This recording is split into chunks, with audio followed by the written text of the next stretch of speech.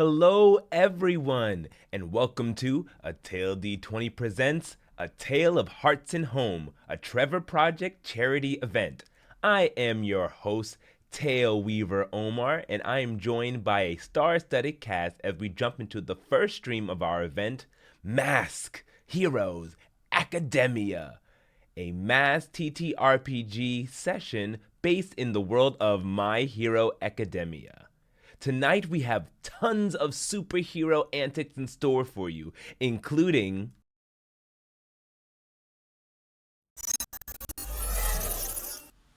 we interrupt this stream to bring you a special announcement. I'm your new host, Dark Tailweaver, aka Ramo. And I got rid of that sniveling Tailweaver so I can tell you a real story. I'm gonna send these puny heroes on the ride of their life. So sit back, put up your feet, and prepare for this Dark Tailweaver rendition of Mass Hero Academia. Cue the intro.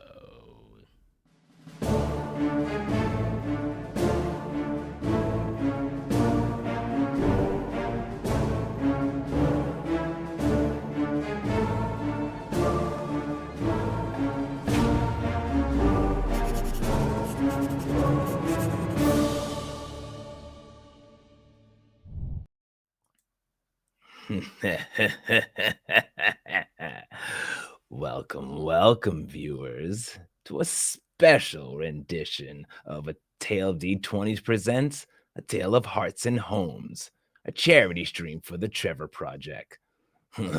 I'm your new host, the Dark Tail Weaver, and I'm joined by some victims. Some puny heroes who think that they'll be able to foil my plans. But we'll find out shortly.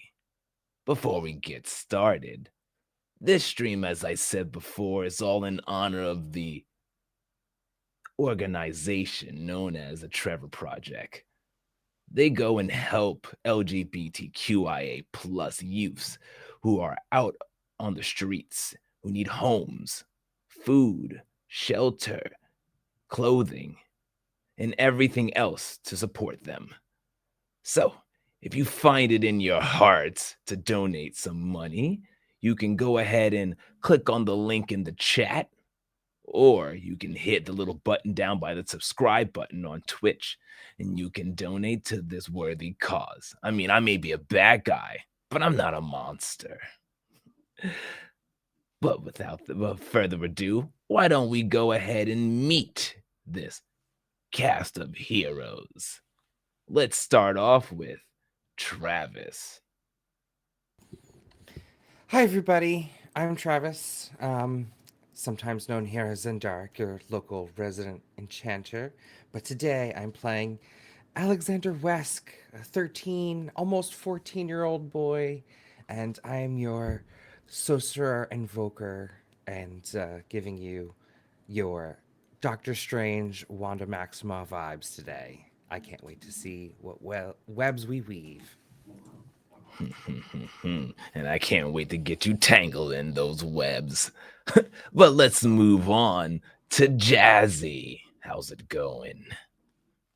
Great. I'm Jazzy, she, her pronouns, and I'll be playing Ava, also known as Swiftbolt. She's always ready for everything. Let's go, let's go, let's go!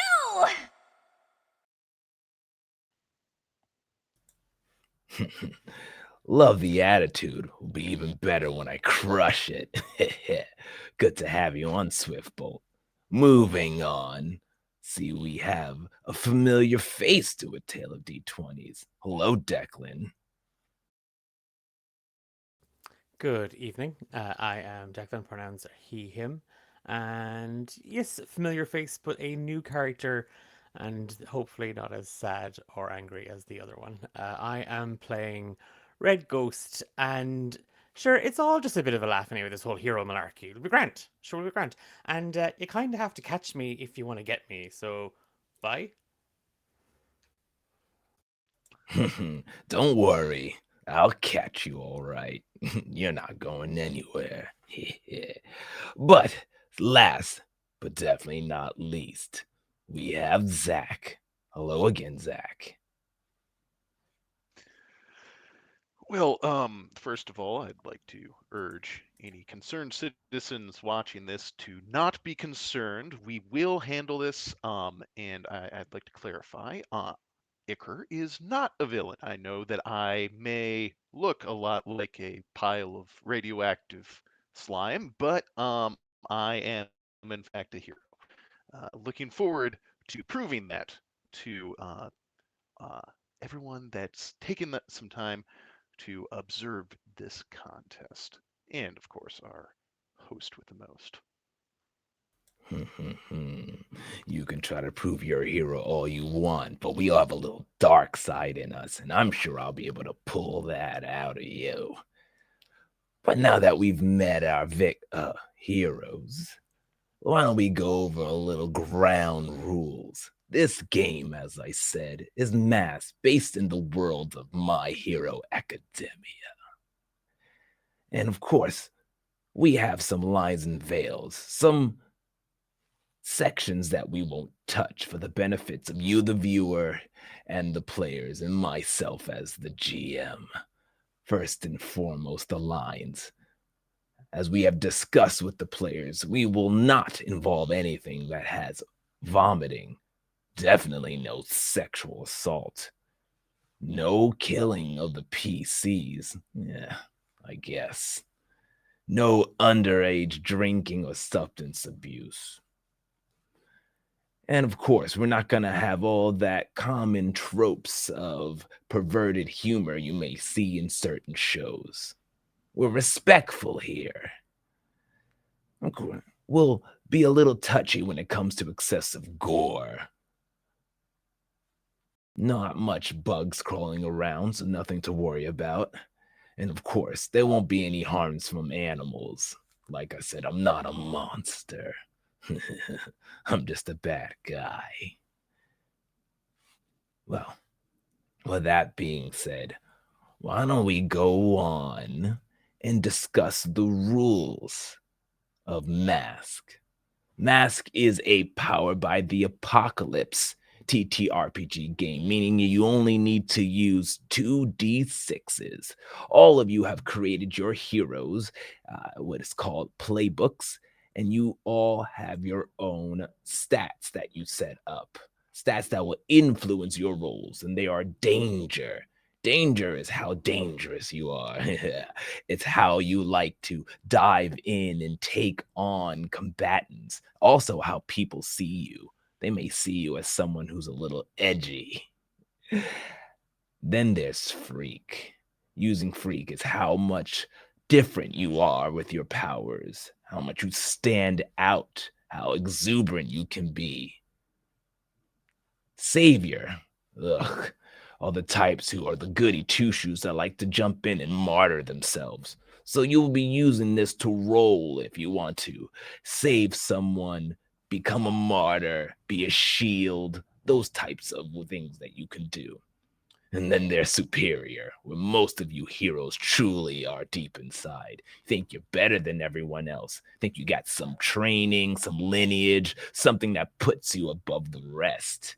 You would use this when rolling certain stats that fit that archetype. And then finally, you have Mundane. Mundane is what you use when you want to roll to be normal, to be average like the rest of the denizen, more down to earth.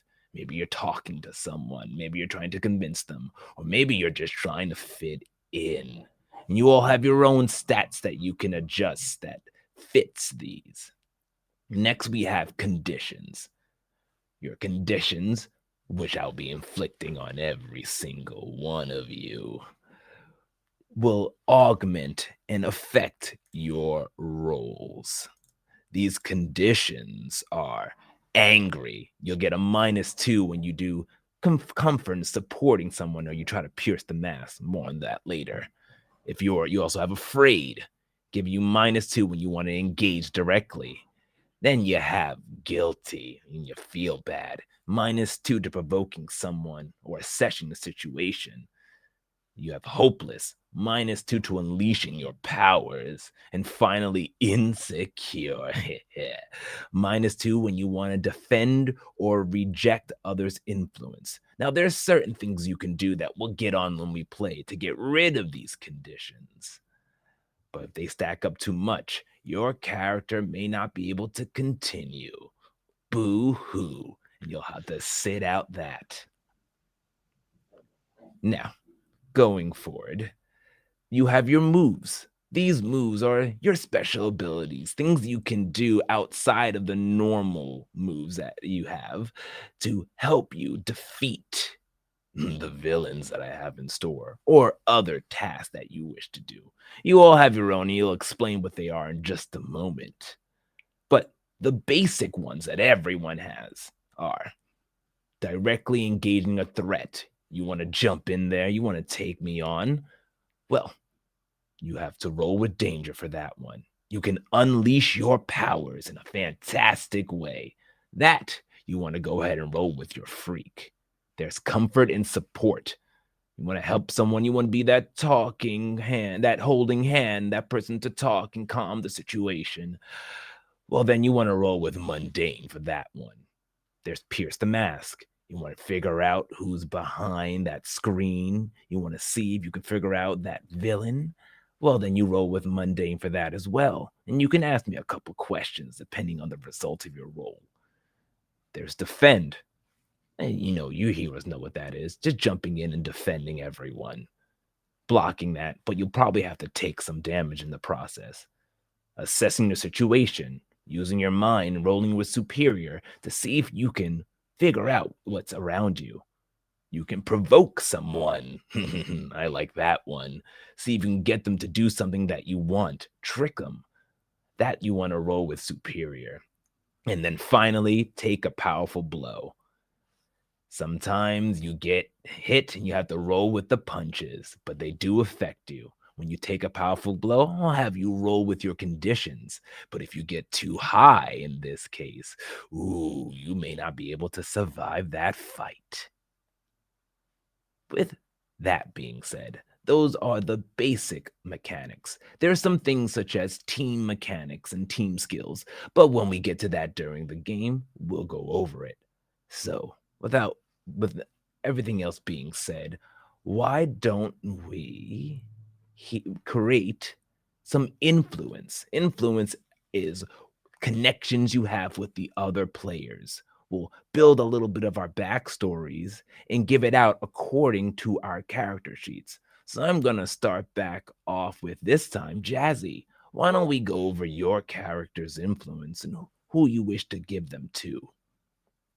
Well, I'm just really, really excited to be on this team. And I mean, for better or worse, I adopted these little strays. So everybody has influence over me because it's really important to me what people think of me and my family. All right. So everybody take influence. So, everyone, you can mark down on your character sheets that you all have one influence over Jazzy, or I should say, Swiftbolt in this case. And then you can use that to do several things that we'll discuss a little bit later on. So, let's move right on over to Ick.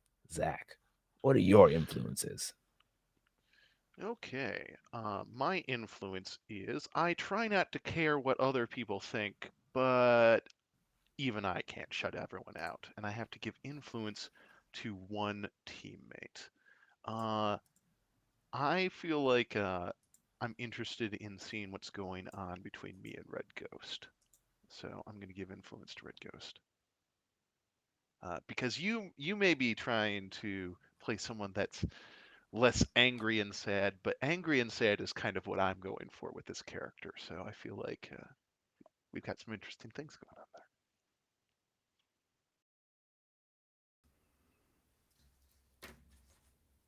All right. Well, then, speaking of Red Ghost, Declan, Why don't we go over the influence that your character sheet says and who you give it to?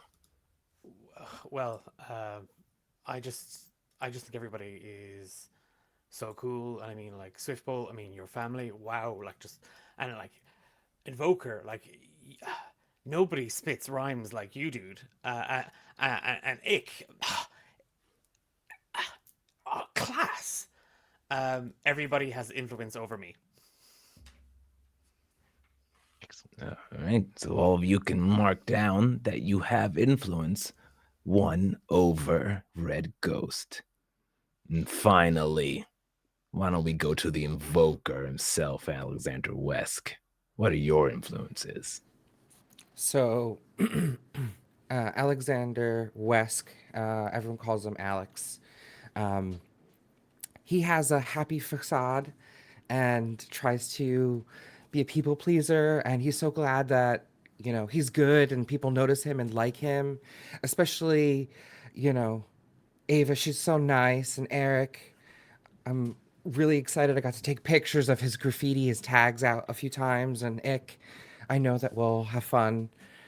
So I get to give influence to 3 team members, and they all have influence over me. So I hope that you guys really like me.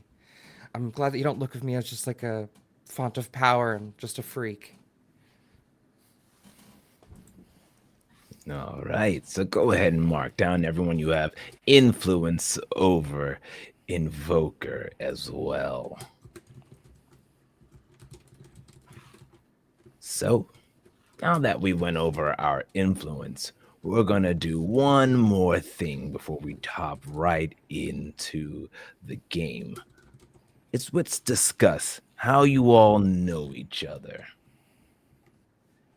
You all are students and Liberty Hero Institute in Starhaven City. You all have been chosen for the Trials of Valor. You're the top of your class. We'll put that to the test. But tell me, how do you all feel about each other and what interactions would you've had? I'll let you all discuss.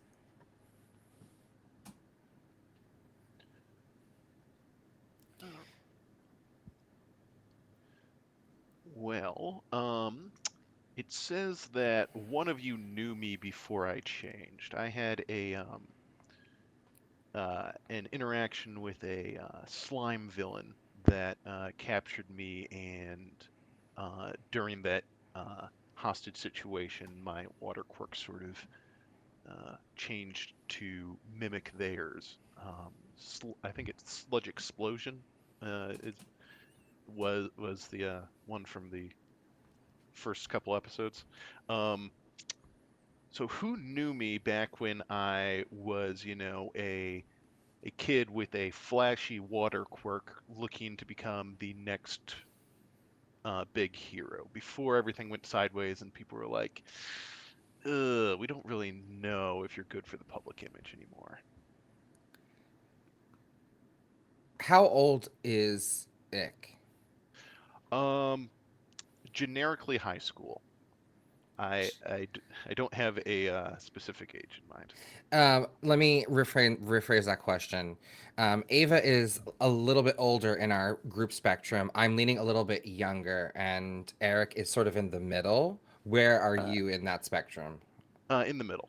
In the middle as well. Then Yes. maybe you were friends with me when we were like younger, and I was actually, my quirk sort of manifested out of nowhere.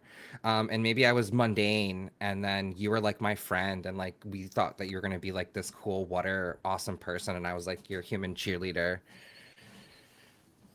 Oh yeah, absolutely. That's great. Yeah, and I think that it's interesting that I didn't give influence over me to you. I think maybe I've tried to pull back from that a little because I'm afraid that maybe that's not how you feel anymore. Um, Yeah. that could be interesting to play with. I feel like that was like when we were younger, and then like something happened and we had a Mm, few years apart, and then we were brought back together, and so haven't, we've sort of reconnected, but still yeah, to be fully fleshed out. love that.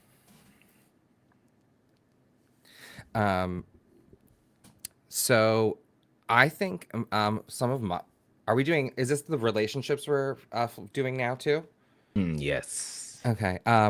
Mine says you once hurt someone, and when I lost control of my powers, and I think that one time I hurt Ava, or maybe not Ava, maybe someone in Ava's family or organization, because the Invoker uses sorcery and cursed magic and words of power, and I was trying to restore a rundown building, and I thought I was doing a good thing and lost control, and the magic circle tripled and quadrupled and took out like part of a building, and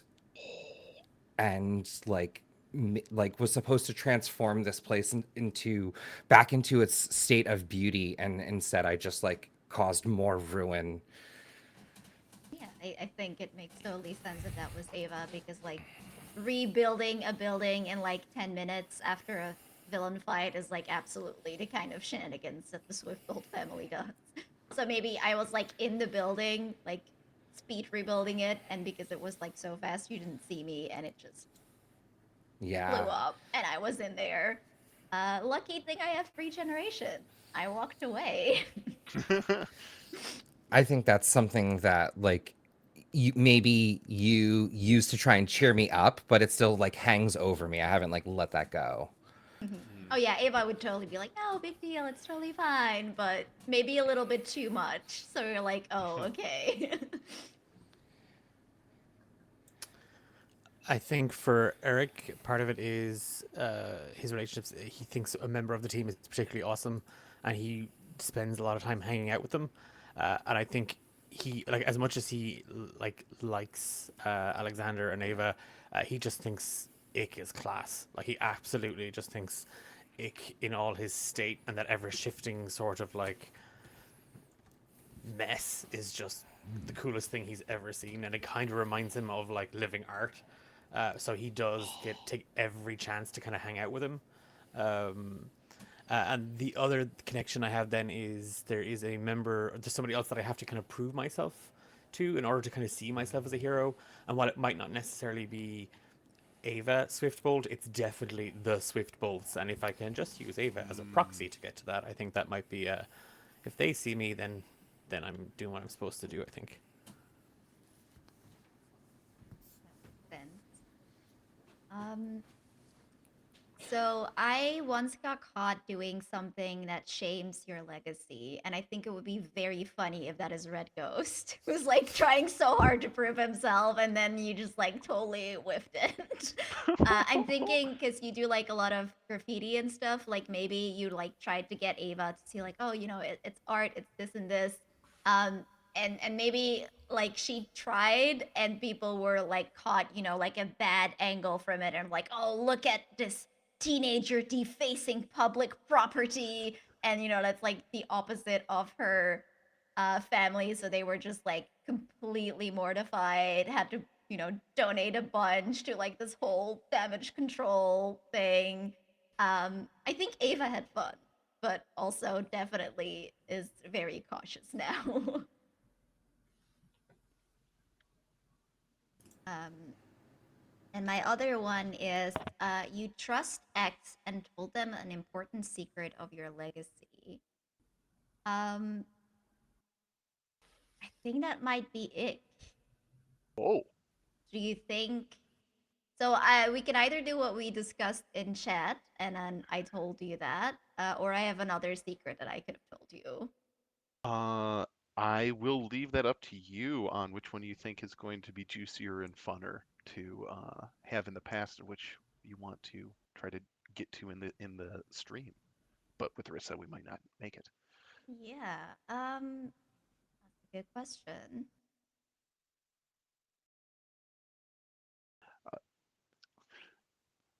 so yeah, what's the other one you had in mind? Because I'm But always the interested other in one seeing. that I had in mind is that the Swiftbolt family, um, like their public image is that Hmm. we're the very down to earth heroes. We're like saving cats out of trees. Like that's the vibe, right? But Hmm. we are also actually the guardians of time. What? And I was not supposed to be in this timeline. My dad is a time traveler who was not supposed to be here. And it's maybe messing up the entire timeline. We don't know. We don't talk about it because it's a little awkward. I have so many questions. I love that. Yeah, we'll say that that's the one that I told you, and then there's another one that's awful and I haven't told you yet. Fabulous. So you're not even supposed to be here. Oh I'm not no. even supposed to be in this timeline, I but mean, I very much am. that's definitely not how teenagers feel about their entire world. Definitely not a metaphor. All right. So I is ha- that? Oh, go right ahead. Sorry, I forgot. I have one more. I have one more, but I don't know how to top that. Like mine's like, I'm not a guardian of time, so. But my last relationship, I think, would be funny and appropriate. It says, you hang out all the time with X to blow off steam, and I'm gonna say that I try to hang out with Red Ghost to blow off steam, and Alexander is an avid photographer and makes scrapbooks and sort of. What was that movie with the kids that got magic powers? Damn it. And like have like a sort of photographer like Polaroids flying around taking pictures. So when Eric's out doing tags, I try and, you know, tag along with him and hang out. And very little brother vibes. Oh, how cute. Well, then, we'll see if I can break those relationships of yours as we go throughout this adventure. But I believe we have all that we need. So I'm gonna set the. Oh, I didn't realize we were doing both at once, so I actually have one more. go right ahead. Um, Someone comforted me when I was at my lowest. Um, from what's going on, I feel like this could be a toss-up between Red Ghost and Ava here, based on what we've got going on. Like I could definitely see the hangout vibes with Red Ghost. Like, but then also like we've got some deep secrets between me and Ava right now, so that might balance that. Do you guys have a preference here? Decide Nope. either way. Yeah. I think it would be cute. Ava is very much the mom friend, so I think that would make a lot of Mm, sense. that Like that she sells it to sped me. over and gave you cupcakes, like Oh. literally didn't finish typing the sentence or she was like in your room.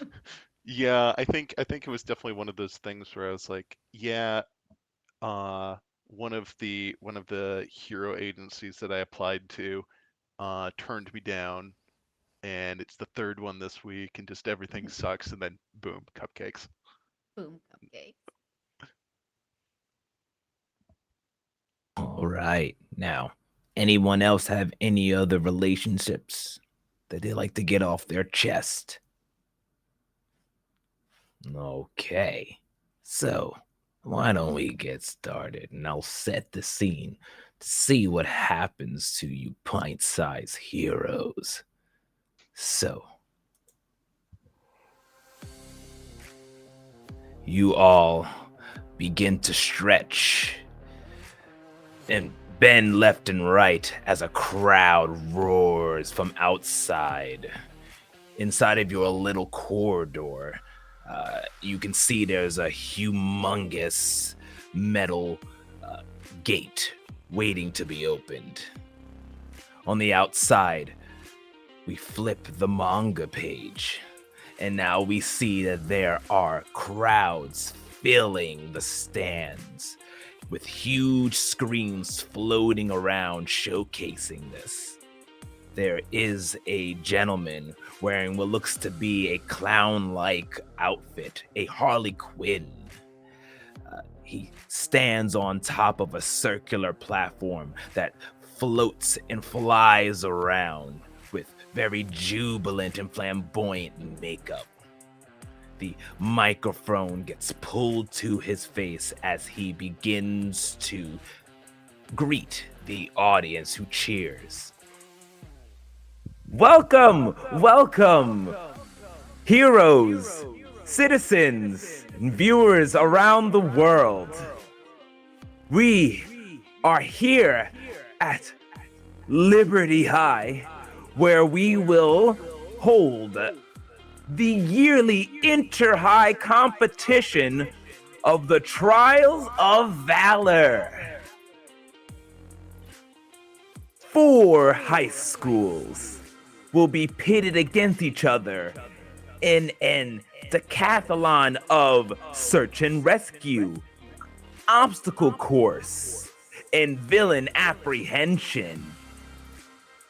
They may be met with trials along the way, but we will see if our budding heroes are able to rise to the challenge. So why don't we introduce our schools? Coming all the way from New Genesis Falls, meet the 4 heroes from Vanguard High for the exceptional. The crowd roars as a hangar door opens up, and stepping out are 4 heroes, 4 students who wave to the crowd. They start to acknowledge the audience, which all they can see inside of this strange virtual dome are just many monitors showing where the audience are really located. Up next, hailing all the way from Sky Ridge Metropolis, we have the daring heroes of the Pinnacle Academy of Heroics. Give them a cheer. 4 more heroes exit out of another hangar door a few hundred feet away from the last, as they all dress in their flamboyantly colored outfits and superhero suits. The announcer continues. And all the way from Crescent Bay, Frontier Institute for Future Heroes. And the same thing happens again with 4 different heroes as they are approaching their starting line. And finally, located right here in Star Haven City, hailed as the most prestigious hero high school in the country, from Liberty Hero Institute, welcome our 4 heroes! The crowd goes wild as your hangar doors open up. A light shines in, threatening to blind you, as you can hear the roaring of the crowd. You see from where you stand a humongous dome stretching out farther than you can see. But the floating monitors, huge in their sides, are all within your vision, and you can tell that is a packed stadium wherever they're located. As you step out, stepping out first, Invoker, why don't you describe how you look and how you feel at this moment? Oh, okay. I can do this. I am nervous and excited and a little afraid of everything that's gonna come, but we'll make it work. I have currently on a sort of robin thin mask that sort of looks like parchment paper that has runic inscription written around it. My blonde hair is sort of blowing wildly in the wind around me, and I have a long cloak on, like a coat, and I carry with me a manuscript, and a sort of glowing arcane rune wraps around my fingers, and you constantly hear sort of an uttering underneath my breath. I take a few steps forward. I'm a short 13 and a half, almost 14-year-old, with a cute button face, but sort of serious and deep look in his eyes, with a wavering smile. And you see a happy boy, masked and excited, ready to chant. And as you step there, all happy and giddy, unknowing of what has in store for you, who's walking out behind you? I would say that behind me would be Swiftbolt. So, Swiftbolt, how do you feel and how do you look as you step onto the stage? Here's a flash of silver and blue, almost like a lightning bolt that just manifests as she just rushes out and then stops in an instant, her hair flowing behind her. She's smiling up very brightly and kind of like checking so fast that nobody sees it, but checking on her teammates to make sure that they're also hyped and feeling great about themselves. Very quickly, she gives like a small like shoulder pat to Invoker to kind of cheer him on, as she's kind of putting the attention on herself to make it a little easier for the others. She's very excited because this is the moment. All Swiftbolt wants to be here in the class, to have this privilege to help these people, to make sure that her teammates look really cool. It's just so fun. And we see like her fiery red hair in this little braid, like this mom braid over her shoulder. She has very much like a runner outfit, like the runner leggings that have a lightning bolt down the side of her leg. The crop top. She has a detachable sleeve on one hand. She has fingerless gloves, but then her other arm is of course just bare because it marks the symbol of the Swiftbolts. Because when their power manifests, they all have a Lichtenberg scar, which is the scar that you get when you are hit by lightning. And it looks like the veins on like her face, her neck, and down to her arm. You can see like very lightly crackling with power these scars going down her. And she's like holding up that arm, showing off the symbol of her family. And as you wave up and the crowd goes wild, you can hear the electricity, if you will, sparking in the room. You turn back once more and you see your other ally walking behind you. Who do you see? Waving over and knowing that he loves to make a great entrance, Red Ghost. I'm doing like the Will Smith thing.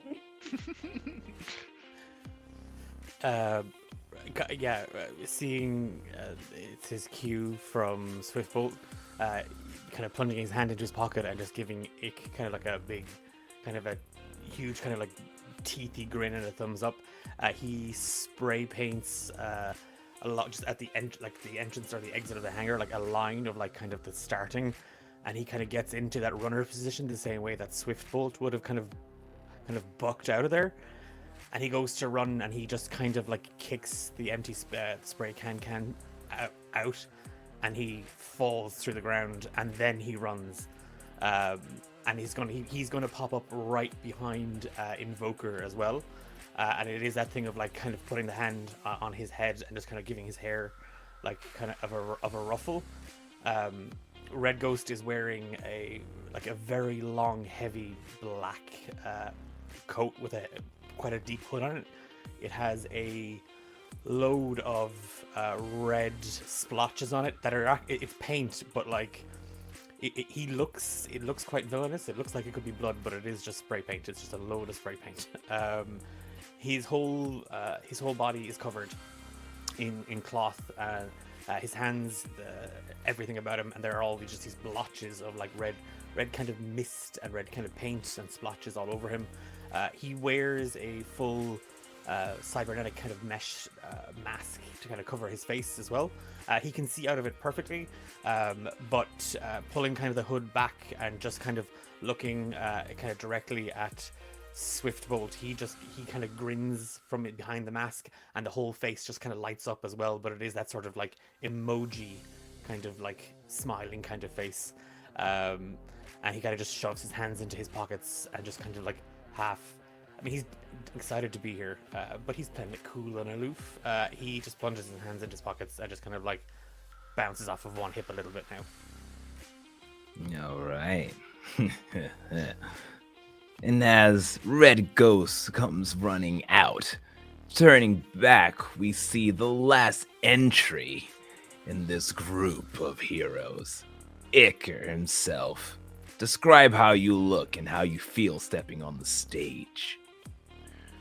So Iker is, you know, trying to put a good face on these things, feeling very nervous about the possible reception here, and has decided to try to do the least creepy entrance they can imagine. So they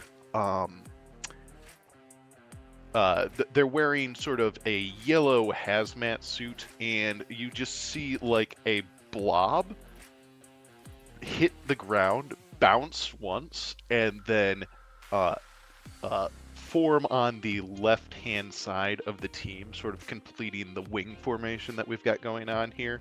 There's the effect is slightly spoiled by the fact that there's that the artificial grass underneath is now spattered with acid and sort of starting to smoke a little bit. And it's also not helped by the fact that Iker does not have hair or skin and is basically being held together by this hazmat suit, and just the only recognizably human part about them at this point, they've got sort of a vaguely humanoid gel shape, and floating in where their head used to be is their own skull with just 2 human eyes inside that skull. That's the only bit of original parts that are left of Ick. But you know, they're waving their left arm, being very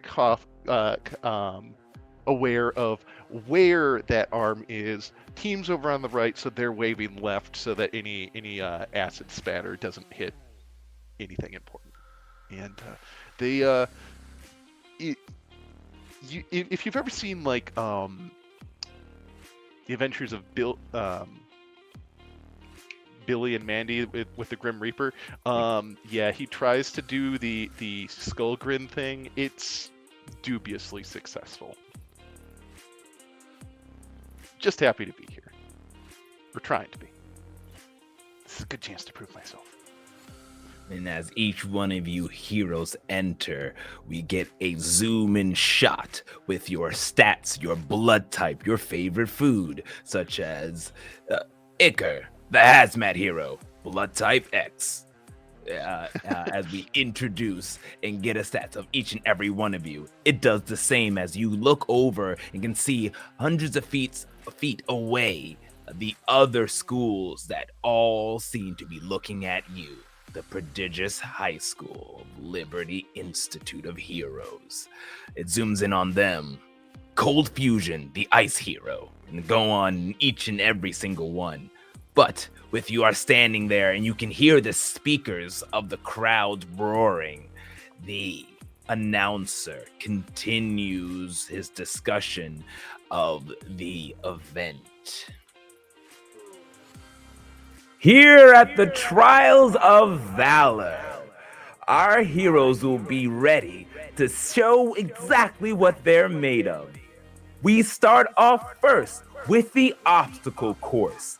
Random trials and dangers have been placed in front of them, and we'll see how they are able to maneuver, defeat, and escape each one of these perils.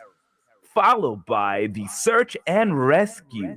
They'll be placed into random urban scenarios where they'll have to find our simulated victims and save them before it's too late. And then lastly, they will face off each other in a team-on-team battle within the jungles to find out who is truly filled with valor. Students, prepare yourselves. Get ready.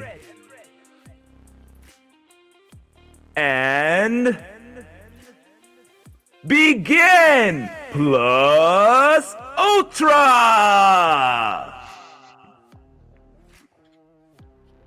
And at the sound of the gong that hits, that reverberates inside of the stadium, your trial begins. So, let's start things off like this, heroes. You step up, and it's bright, almost like day. The ceiling itself looks like a sun and clouds and a blue sky. But as you step up in front of you, you see there's just what exactly? What will we like to have the first set of perils that you must defeat?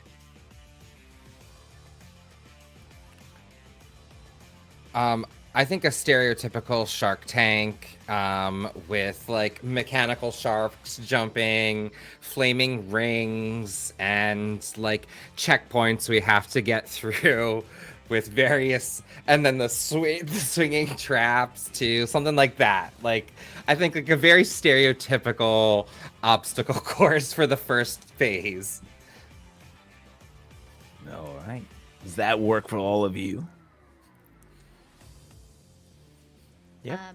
Maybe to make it more high school, would it be funny if like on either side there's like people with like basically like dodgeball, but they're like, you know, like soft plasma balls or something, and like if you get it, you get like splattered with paint and you're out or something. Certainly. We'll say that there are several cannons placed on the side, hidden in the bushes, all ready, waiting to shoot you with these plasma beams. Not to maim or kill, but it hurts if it hits you.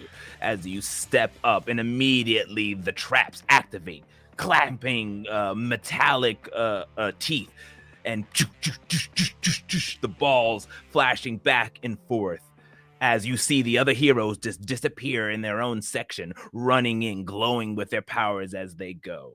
So, I'm going to randomly, first, we'll leave some room for some role play, and you can tell me how you get through these sets of obstacles.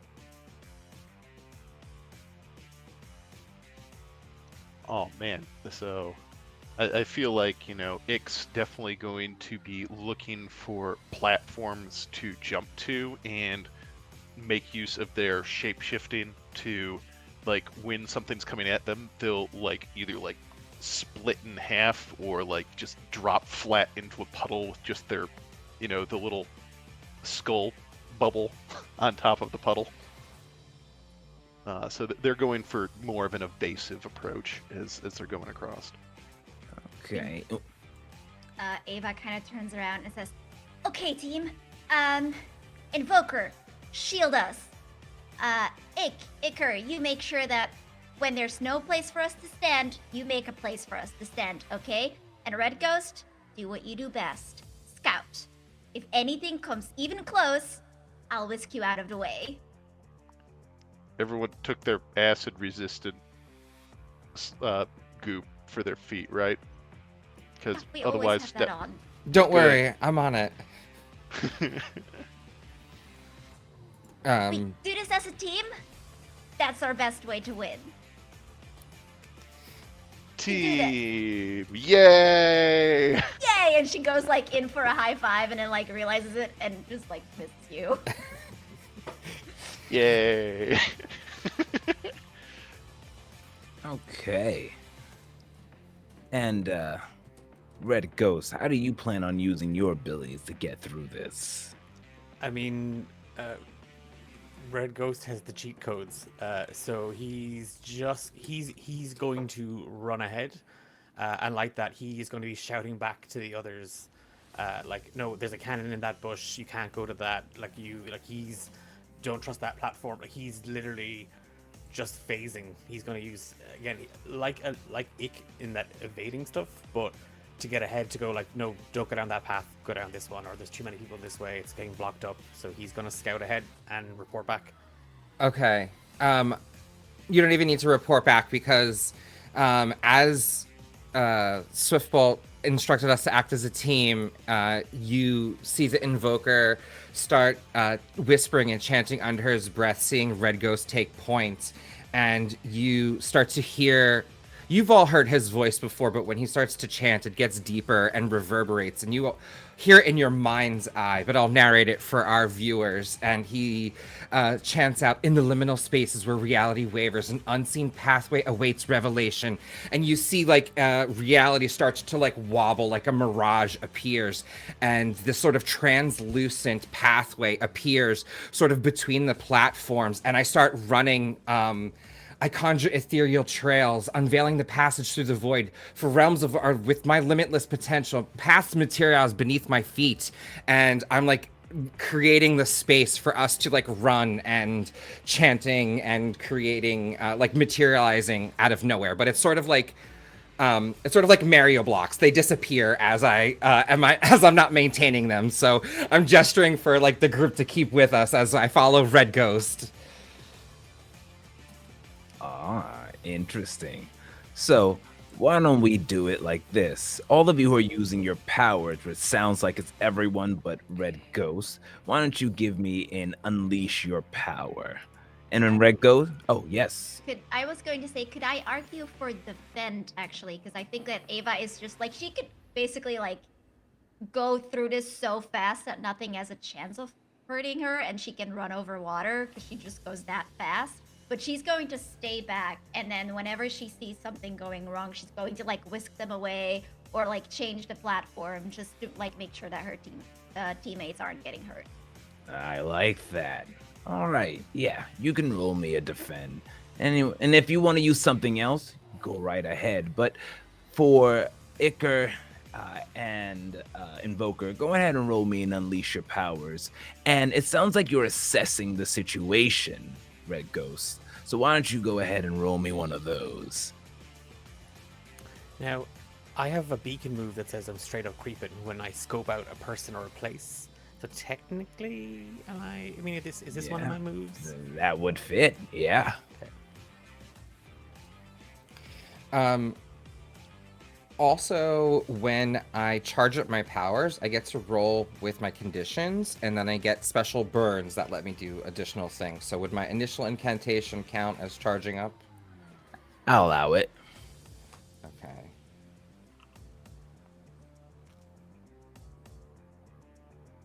All right.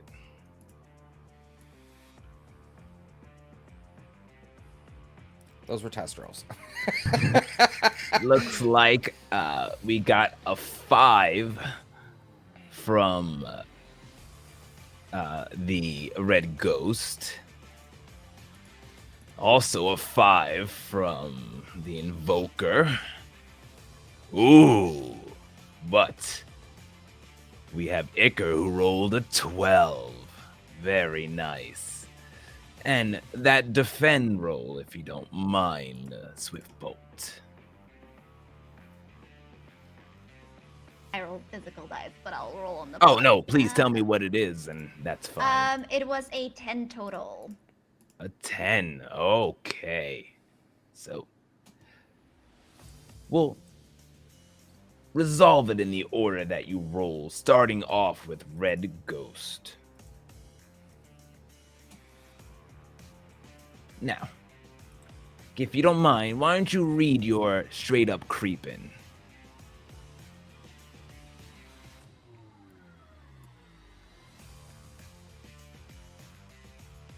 As in the... Actually, sorry, I take that back. So with your straight up creeping, when you scope out a place, you roll with mundane. Since you rolled with a complication, you find yourself in over your head. And I'll tell you why this is a bad spot. So, you run out there first, dodging and trying to analyze the situation. Unfortunately, as you are about to make your way to the first obstacle with the clamping teeth to drag you in. You are about to be, you trip and stumble as it catches your leg. But because we have our speedster so quick with her 10, you are able to defend him in the process. You are not caught and you do not take any conditions due to the defense. Though, turning around, we still have our invoker as you try to go ahead and use your powers. Unfortunately, they do not work as you want. So, does your ability have any type of, if it's a complication effect? It says mark potential and the GM makes a move. Ooh, lovely. Those of you who failed, or rolled a complication, which would be you, Red Ghost, and you as well, Invoker, please mark a potential. That means when you get 5 bad rolls, you get a power up. Boo, lucky you. And that power up we'll discover once we get to that. So, fortunately, you are unable, but because she rolled so well with her defend, I'm going to say everyone who happens to get a complication does not get the GM move of a condition and is saved in the process by your local speedster. Finally, Iker, you rolled a 12, and what a fantastic job to do. You easily overcome the obstacles forming and moving and get past the first set of trials. Describe for me, if you don't mind, all of you, now knowing our results, how these set of events happen.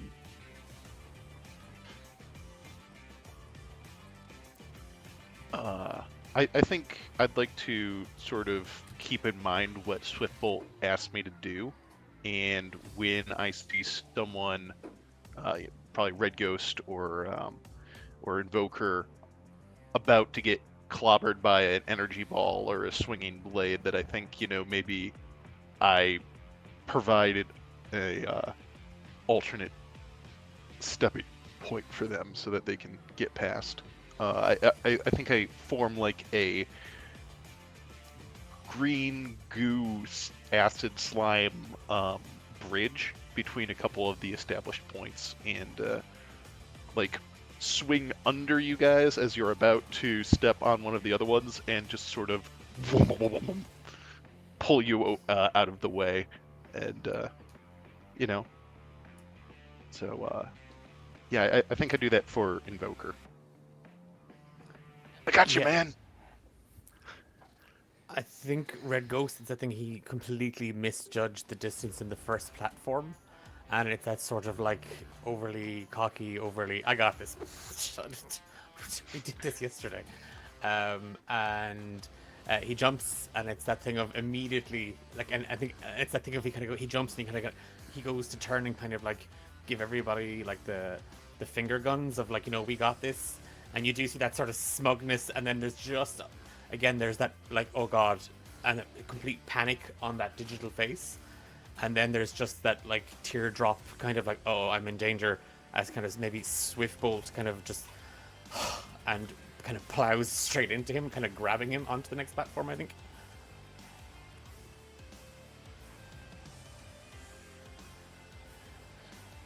Excellent. So you Yeah, I make think it. we just. Oh, Oh, sorry. I think we just like we see Swiftbolt kind of like standing back and observing everything. And I think we kind of see it from like her point of view, and everything is almost like it's in like painful slow motion.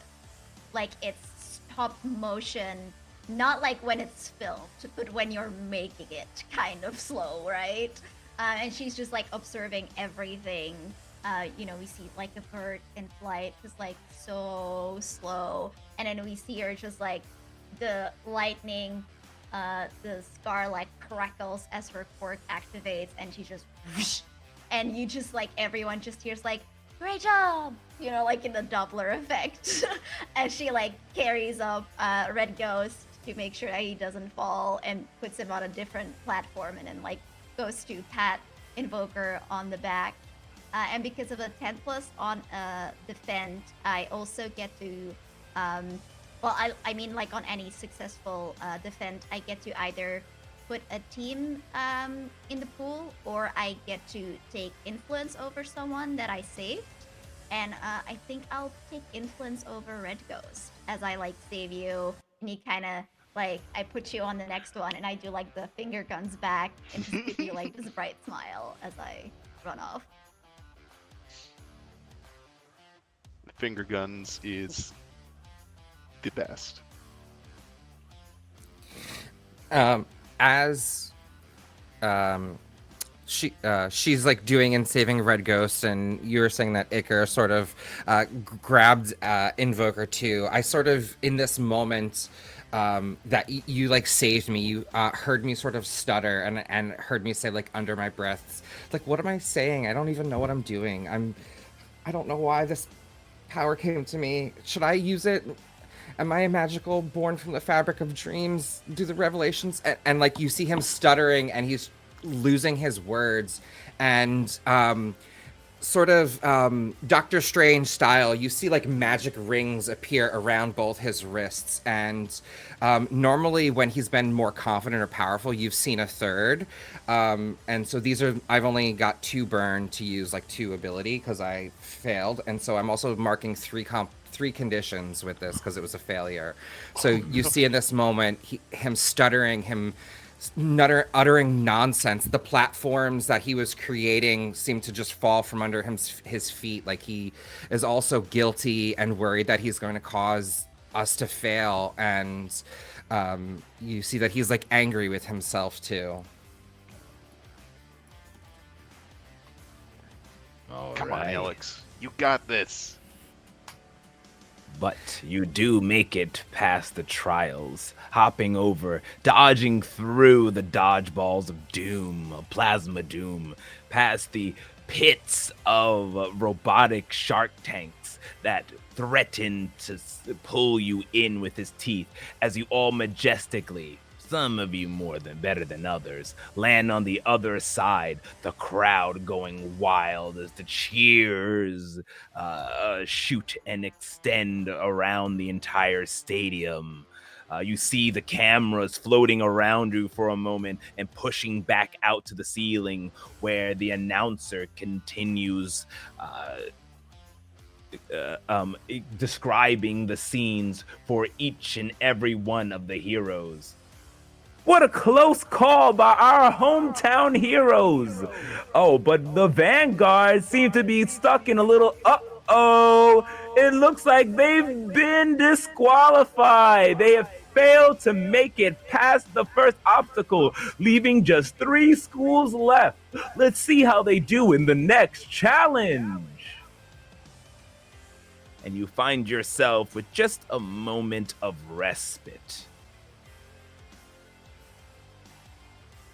I think Ava will turn to Alex, kind of like offer her hands for you to take if you want to. You did great. Don't worry, you've got this. I'm sorry. I thought I was saying the right things, and I don't know. I got nervous. There's so many people here. I didn't realize it's. That's okay. I don't want to make you look bad. Don't worry, this is a team. You're not alone in this. You don't have to worry about anything. And who cares what they think? They're not here in the ring with us. It doesn't matter. You're doing great. I wouldn't have made it so far without you and your platform. So don't things about yourself, because I will hear it. You're right. Thank you. I appreciate it. Can I try for a comfort and support here? Yeah, exactly what I was gonna say. Go ahead and roll with mundane.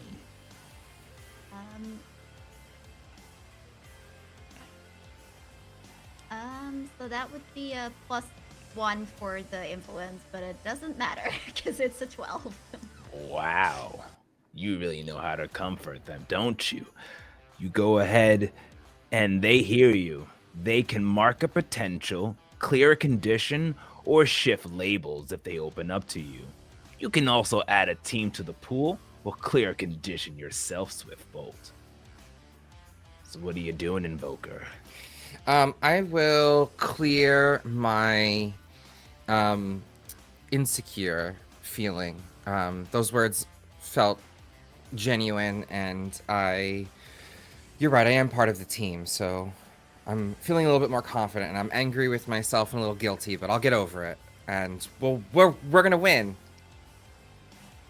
Exactly. And she turns to like the rest of the team and says, "That was great work. If we keep it up, we're gonna be the number one, no problem." And I'll add a team to the pool for that little pep talk. Nice. And remember, adding team to the pool is that when you do things as a group, you can add a +1 to that, because you're gonna need it. So is there anything else you wish to discuss, or do you continue on through the Trials of Valor?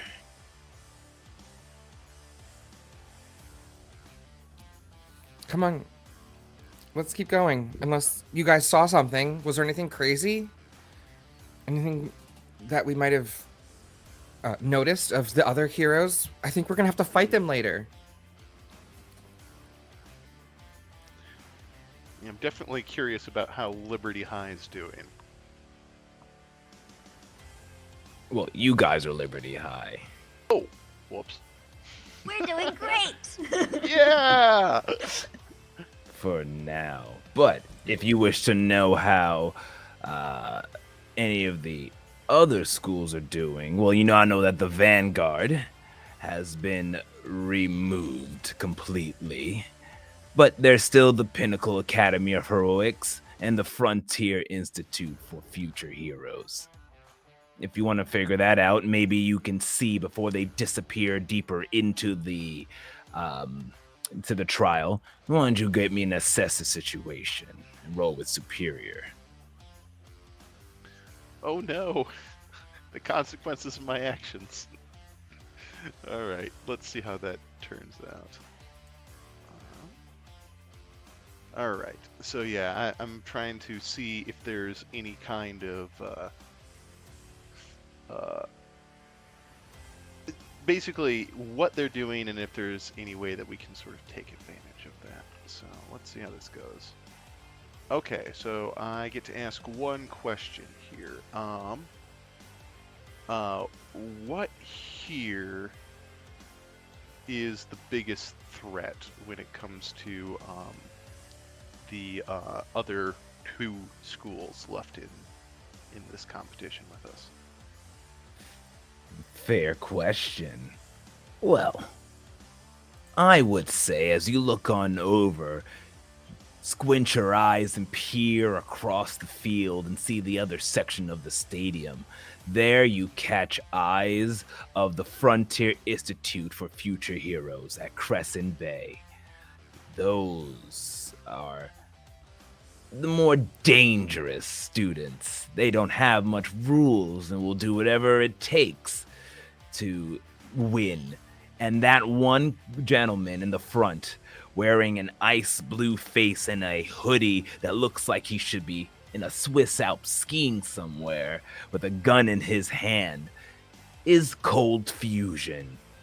And you can tell he used his ice rays to make it across. And he stares at you from across the way as well, and you get a sense that he may be up to no good. Ooh. All right. Cold Fusion from the Frontier Institute. Bless you. All right.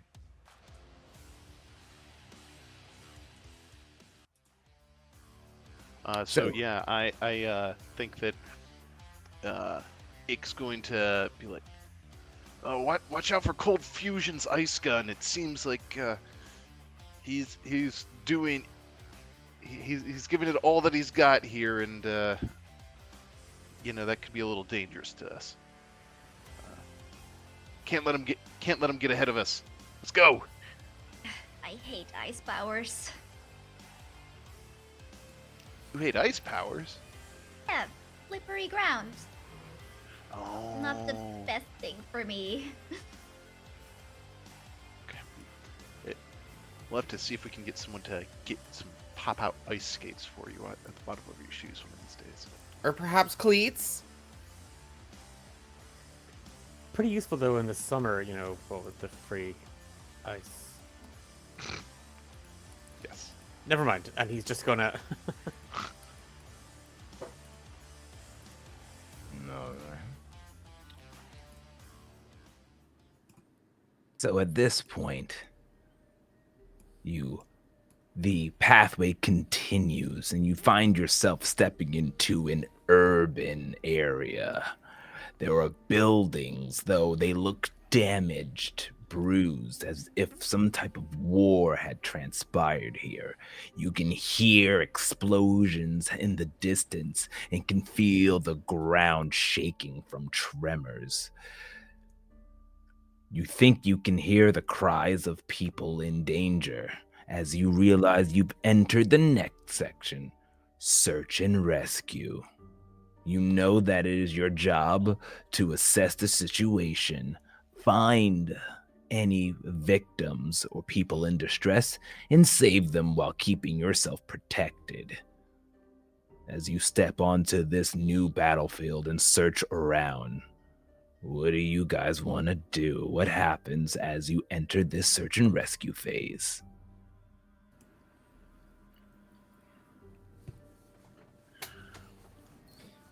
Think, unless Red Ghost wants to do recon again, I think Ava will say, "Give me but a second," and I will do like a whole perimeter and just like whoosh, just run through it and like locate where people are and what to look out for so that I can tell the team.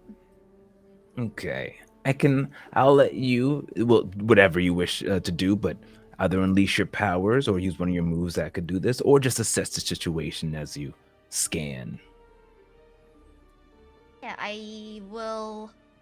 I don't have a move that can do this. I think I'm assessing. I'm just like using my powers to assess, essentially. Totally works for me. Okay, that is an 8. An 8, okay, so that's the partial success. Which question would you like me to answer? Since this is a search and rescue, I guess how can we best end this quickly? Like, how do we save all these people in the best and quickest manner? I would say it's to scan your surroundings and assess the dangers of the building and then essentially enter in, save them using your powers and bringing them out fast. But you do realize that there is danger around. These explosions are getting louder. You know it's not real, it's simulated, but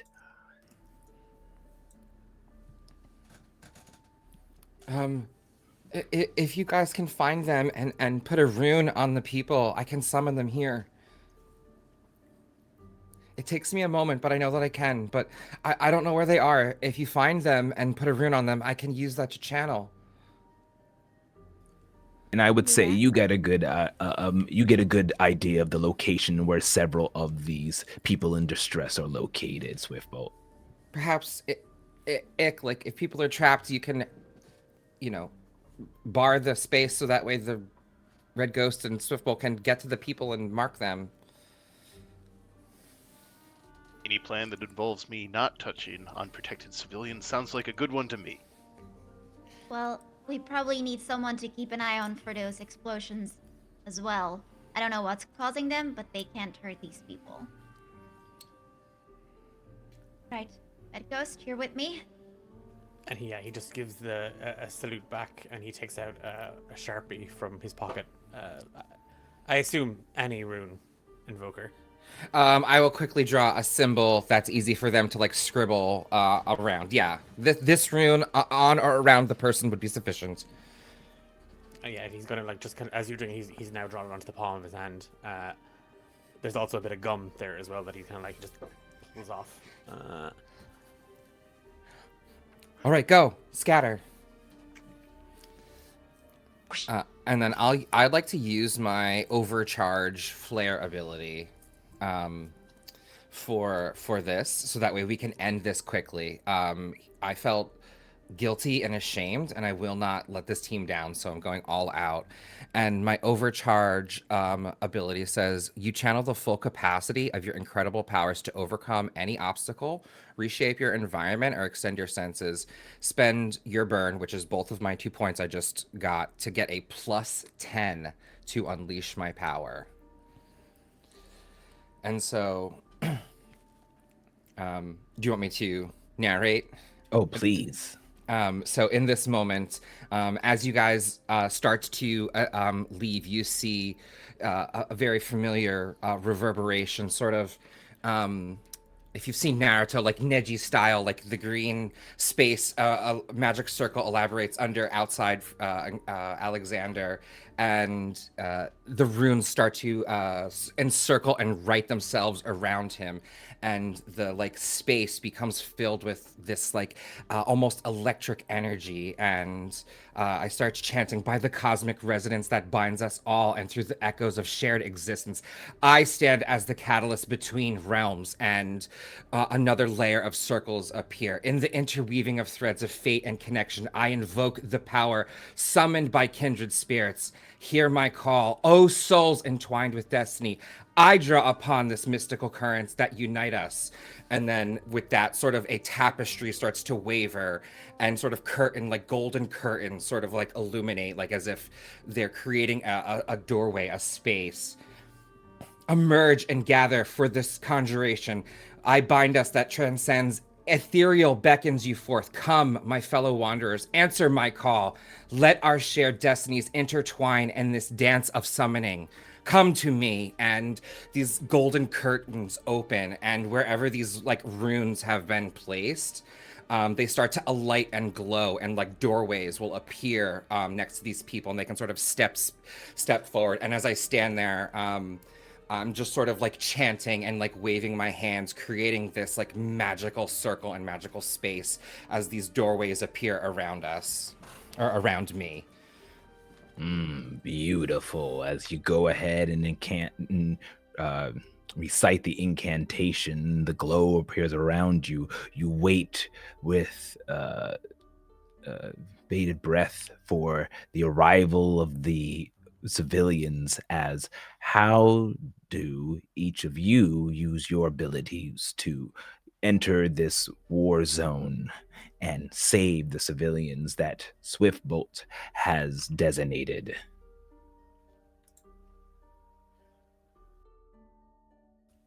So I think if Swiftbolt has kind of pinpointed where a couple of people are, anyone that is trapped underneath or stuck, it is a thing of Red Ghost is just going to like again crouch down if he has to, and kind of pop his head in through the ground and through the rubble, and like again with just this big happy digital smile on his face. It's like, don't worry, no, don't worry, we heroes.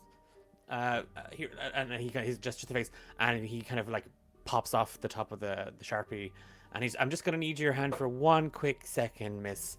And he's going to try. So using his power, he's going to face down, and he's going to start marking on these people the rune that Invoker showed him how to do it. Okay, and these people are all very well built android like robots. Please help me. Please help me. I'm in danger. Please help me. As they move on over and grab your hand in the process. The future is so cold. And he's just gonna just draw. Is that so that's a unleash my powers? Yes, please. Go ahead and roll with freak.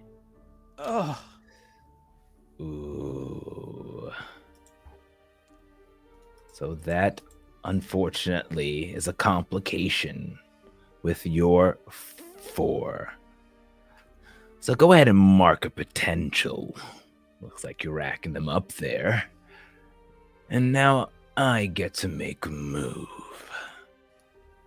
I would say I'm gonna go ahead, and as you're using your powers, you do not see, unfortunately, the dangers that are around, as an explosion does hit the building, and a large boulder falls down, and damages, doesn't destroy, but damages the robot civilian. And it probably makes you feel a certain type of way that you weren't able to save them in time. Go ahead and give me what you think would be the appropriate condition. I think it's complete and total insecurity. His powers. I mean, Invoker can move all these people with a literally 2 words, and Swiftbolt can run around and assess the whole thing, and it can keep this building from collapsing if you wanted to. But Red Ghost just got this android lady crushed, or partially crushed. So his power is, as far as he's concerned right now, completely and totally pointless.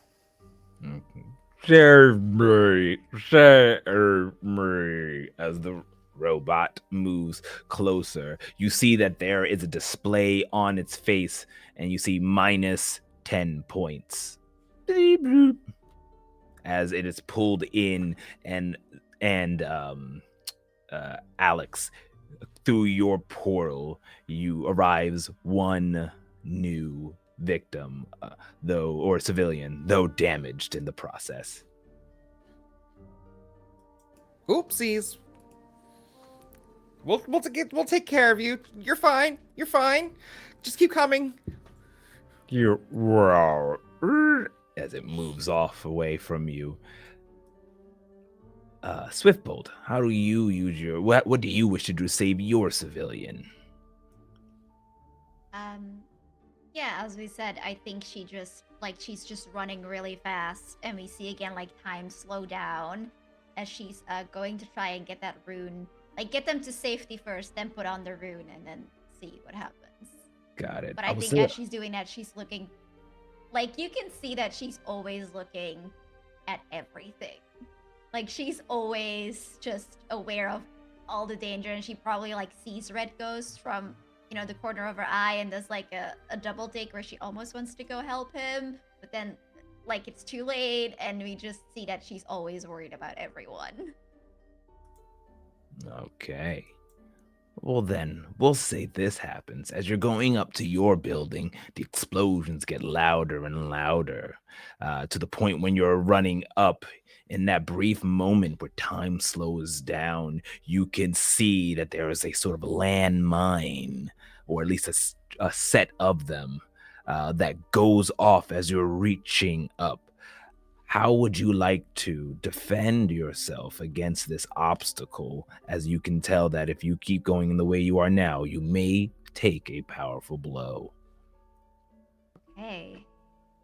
I think actually in this moment, seeing Red Ghost and the android get hurt, I know what I have to do. And I know now that there's landmines, so we see Swiftbolt extending her powers, the crackle of the scar, and she's going to collect all of these landmines, run like 50 miles away, and let them explode there. So we like see the like in her hands as she's literally like seconds, and she's basically going to remove all of them for her friends.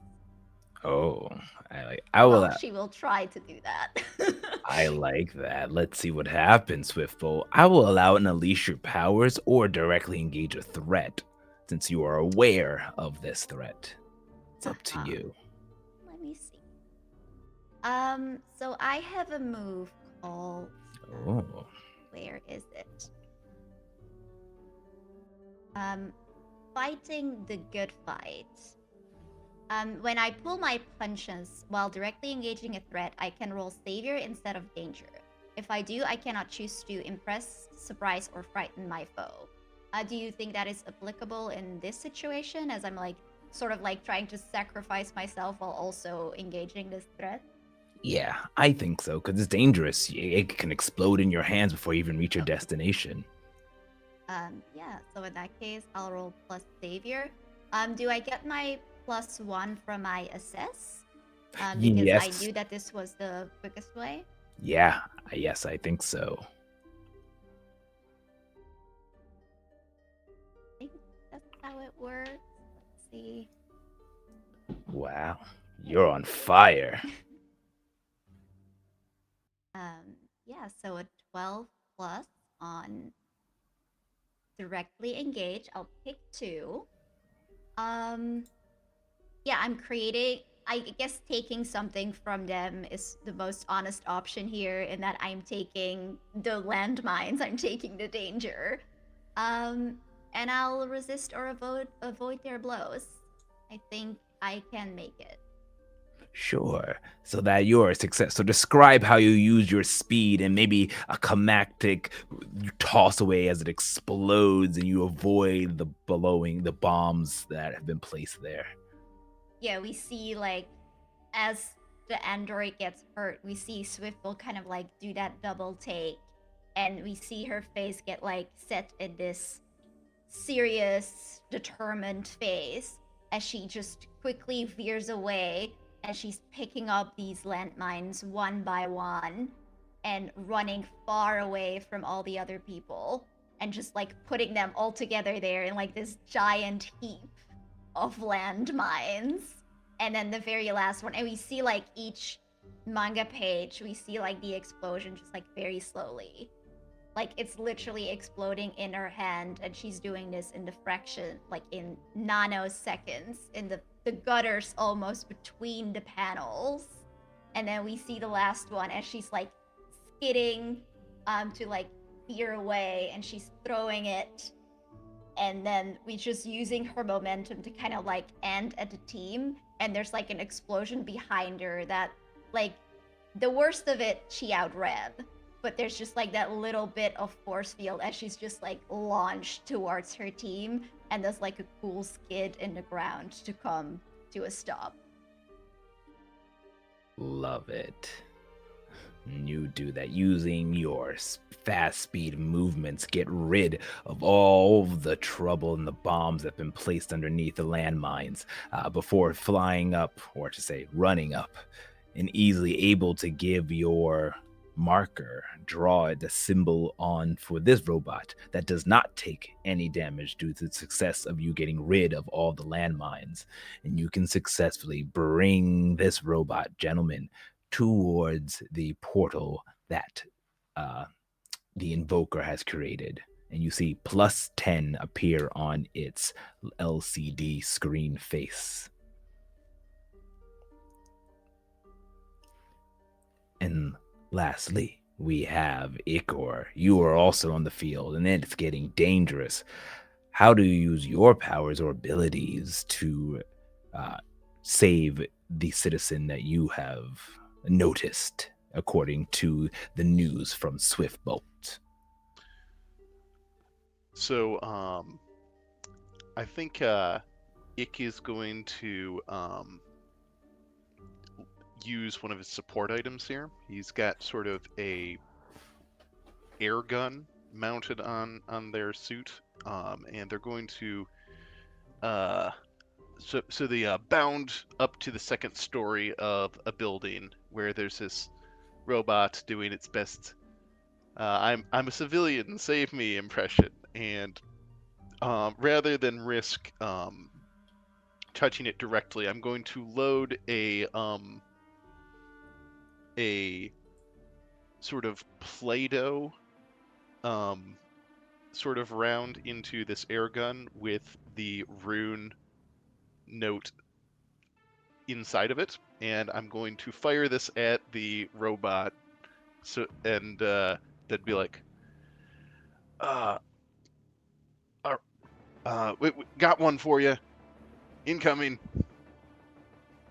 So yeah, me just bounce, sploot. Okay. But of course, it's not safe going up there. How do you tread? As the building is shaking, you notice that it is on its last legs. Oh no! The citizen robot is sitting there. Save me, please, hero. Save me. Oh no. As it looks up and you can see that the building's about to collapse. As use your powers to go ahead, or you can use any. You as well can directly engage the threat. You unleash your powers or do any of your own moves. Well, in that case, I think if the building's coming down, we're going to have to do a little less directly tag the citizen and a little bit more, you know, Spider-Man style. We got to hold up this building so the citizen can save themselves. So I'm going to like shoot out like pseudopods and to hold up the collapsing ceiling and hold the walls in and be like, stairs are that way. You run. And I'm going to try to defend this citizen and keep this building from collapsing. Oh, I like that one. Why don't you go ahead and roll with Savior then? All right, rolling with Savior. Let's see how this goes. Not my best stat. Yeah, that's a 5. Ouch. So a So- complication happens. Mark a Mhm. potential first. Mm-hmm. Yeah, what happens, GM? As you know, I'm sending out acidic pseudopods to hold up the ceilings and walls of a collapsing building.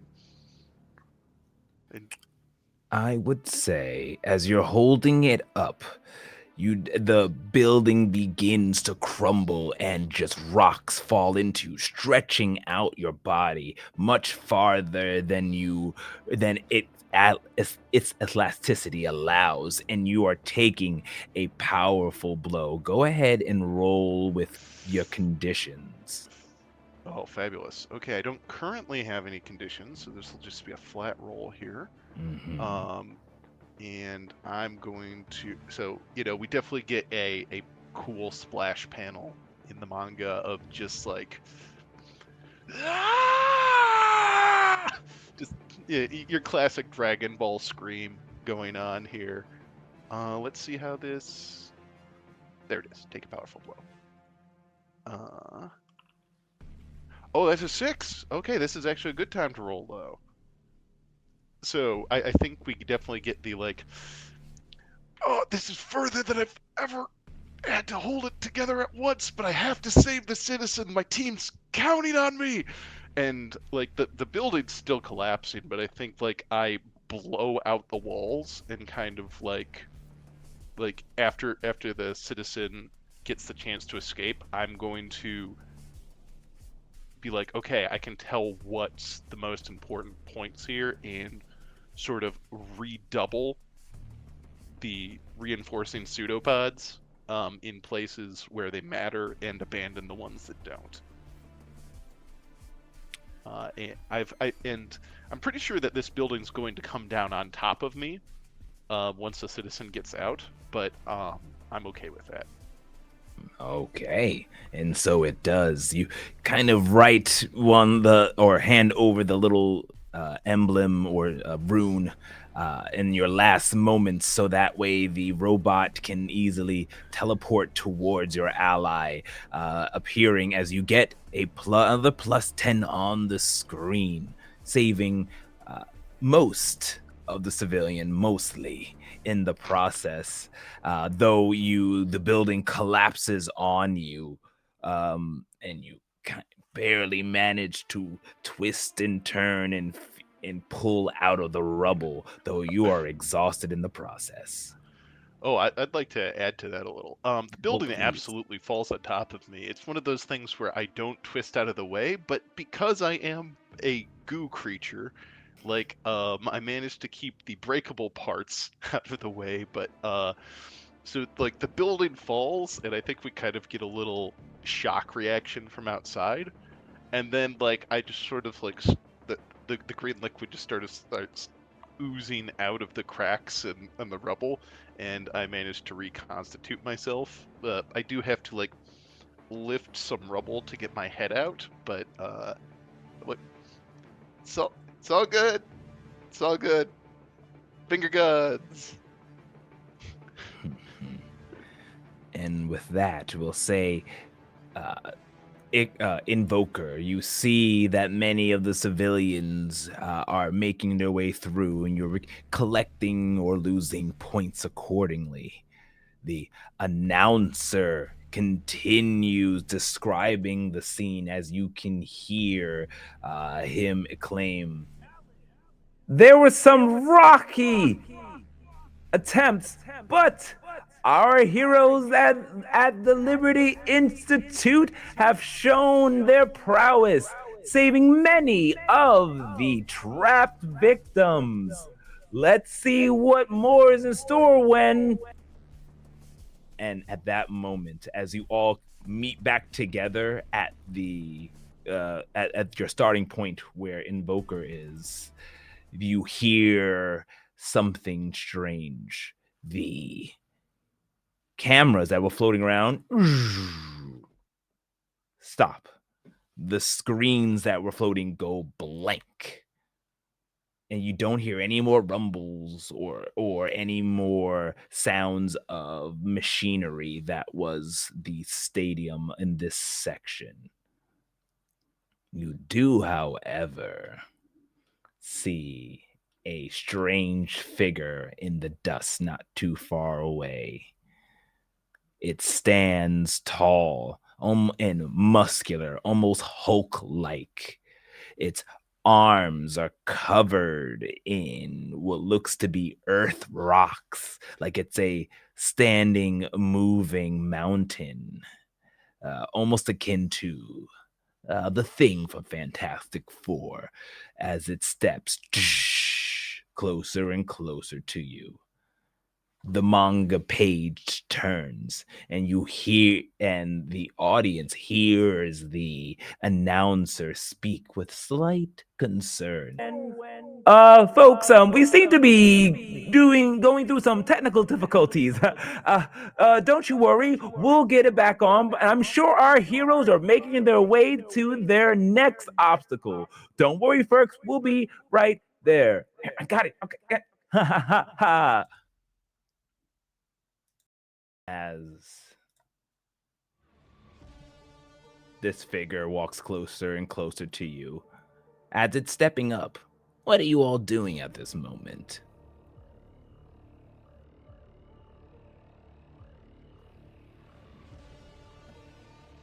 I think Ava just like rushes in front of her friends, like arms out protectively, and looks, "Who are you? And what do you want?" As it moves closer and closer, you start to see it in more view, and you realize, I think all of you would know who this is, as the shot zooms in, closing in on the manga page as it says, Tremor, the earthquake villain. He moves Earth with his minds and destroys buildings. Wanted for destruction, murder, thievery, and all of the sorts of villainy. And then we zoom back to the scene as he steps up a few feet in front of you.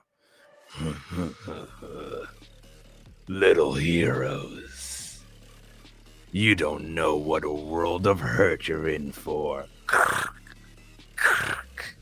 As he cracks his knuckles. Can we say, so the legacy comes with like some connections. Can we say that this is one of our greatest undefeated nemesis that my family have, and maybe like I didn't recognize him at first, but then as he steps like closer, because an earthquake hero seems like something a speedster would have trouble fighting against. I like that. So we'll say you, Swiftfoot, exactly know who this is. Tremor is a very dastardly bad guy. And he stepped forward. Now, why is he here? How did he get here? And why the screen's all turned off? You have no idea. But he looks like he's here for a fight as he gets into a fighting position. Is there anything you wish to do or say? Because if not, it looks like we might have a battle on our hands.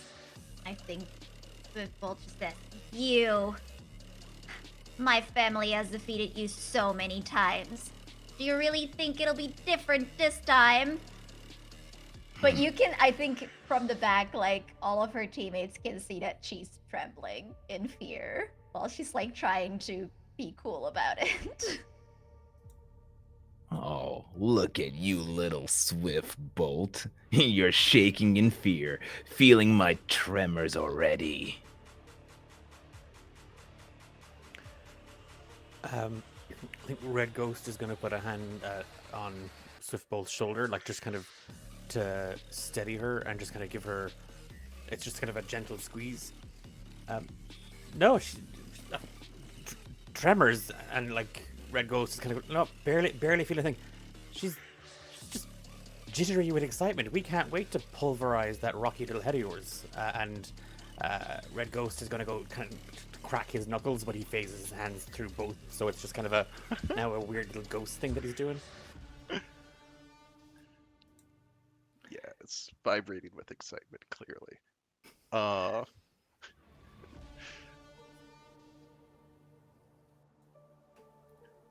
I think Icar's just gonna be like, man,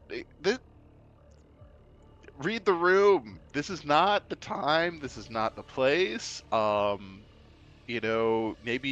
Maybe you should step back and think about why you're even coming and attacking us while we're trying to work on our powers. That's jerk move, man. Jerk move.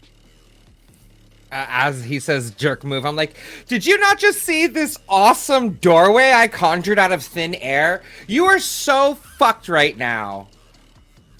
I am so pissed off right now. I was trying to be so cool, and I really thought that people were gonna see me. Oh, man. Alexander, language.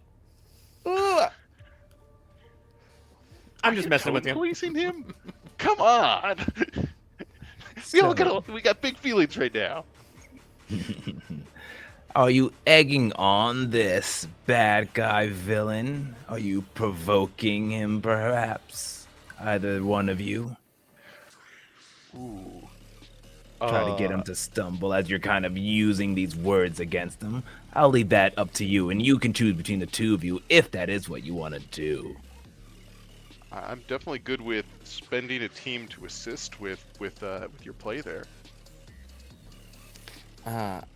It's superior. I'm not the most superior person. How about you, Red Ghost? You started us off with the trembling of excitement. No, I'm not even remotely superior. Fabulous. I just talk a big game. So we're shit talking, but we're bad at it. That sounds about right. Okay. Okay. I'll give it a shot. I'm feeling good about just stepping out from underneath a collapsing building. Maybe this -1 superior will work out for me. Let's find out. All right, and then it sounds like is someone spending a team to help me out with this? Come on, man, you're just being a jerk. We can do that after so we can see what you roll first. That is after. Sorry, spent. Oh well, that's a 5. That's a 5. We have 2 team in the pool, so we could use it if we want to. I think so. We could also just let it roll because I am terrible. It's your call, y'all. To you, heroes. I think I'll give one of the teams, right? Because after you said he's a jerk, I was like, did you see this fucking arcane circle I pulled out of thin air? I was like, this is the sanctum of the unseen, and where whispers of ancient spirits linger. And I'll start to like pull that energy to sort of like form like a shell over us, and that'll add my team. Okay, you need one more to make this a partial success. If you want to, Red Ghost, what do you do to kind of aid in this situation? Yeah, I think not quite maybe getting through to Swiftbolt the way that he intended, and then hearing Ick and Invoker just drop a couple of F-bombs on this guy. It's like, okay, that's the play here. That's what we're doing. All right, okay, two can do that, and he's just going to phase through Swiftbolt and just to kind of steady himself. And then on any kind of like boulder or anything, like any debris, he's just gonna take out kind of just a spray can from one of his pockets, and he's just gonna graffiti like a poop emoji.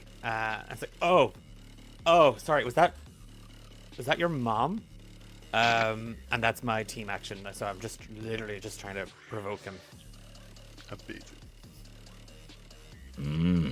Nice. That brings it to a 7, meaning you get to choose one of these. They stumble, you get 1 plus forward against them. This is for you, Iker. Or you gain a critical opportunity against them. Or finally, they overreact. You gain influence over them.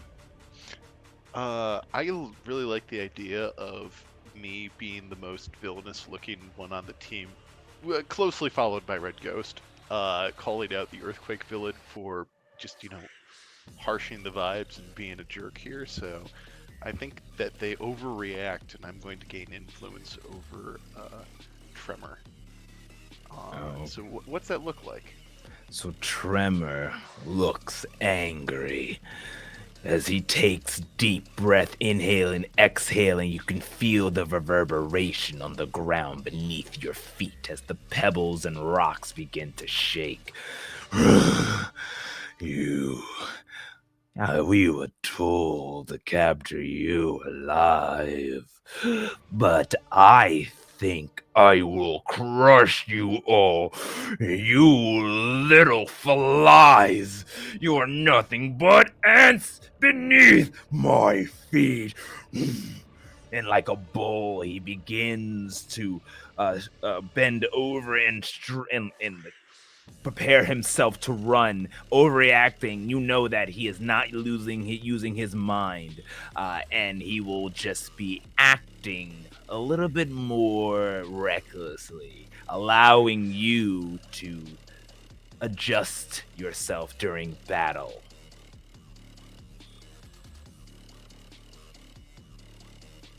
Okay. But it does give you some opportunities against him, allowing you. So I'm going to give the team, because he overreacts in this way, a +1. Actually, I'm going to give you another team, since he is now reacting in this very, I'm to say unsmart. That's a terrible word, but he's acting very stupidly and recklessly. That's the word I was looking for. So, I think I ticked him off. but with that being said,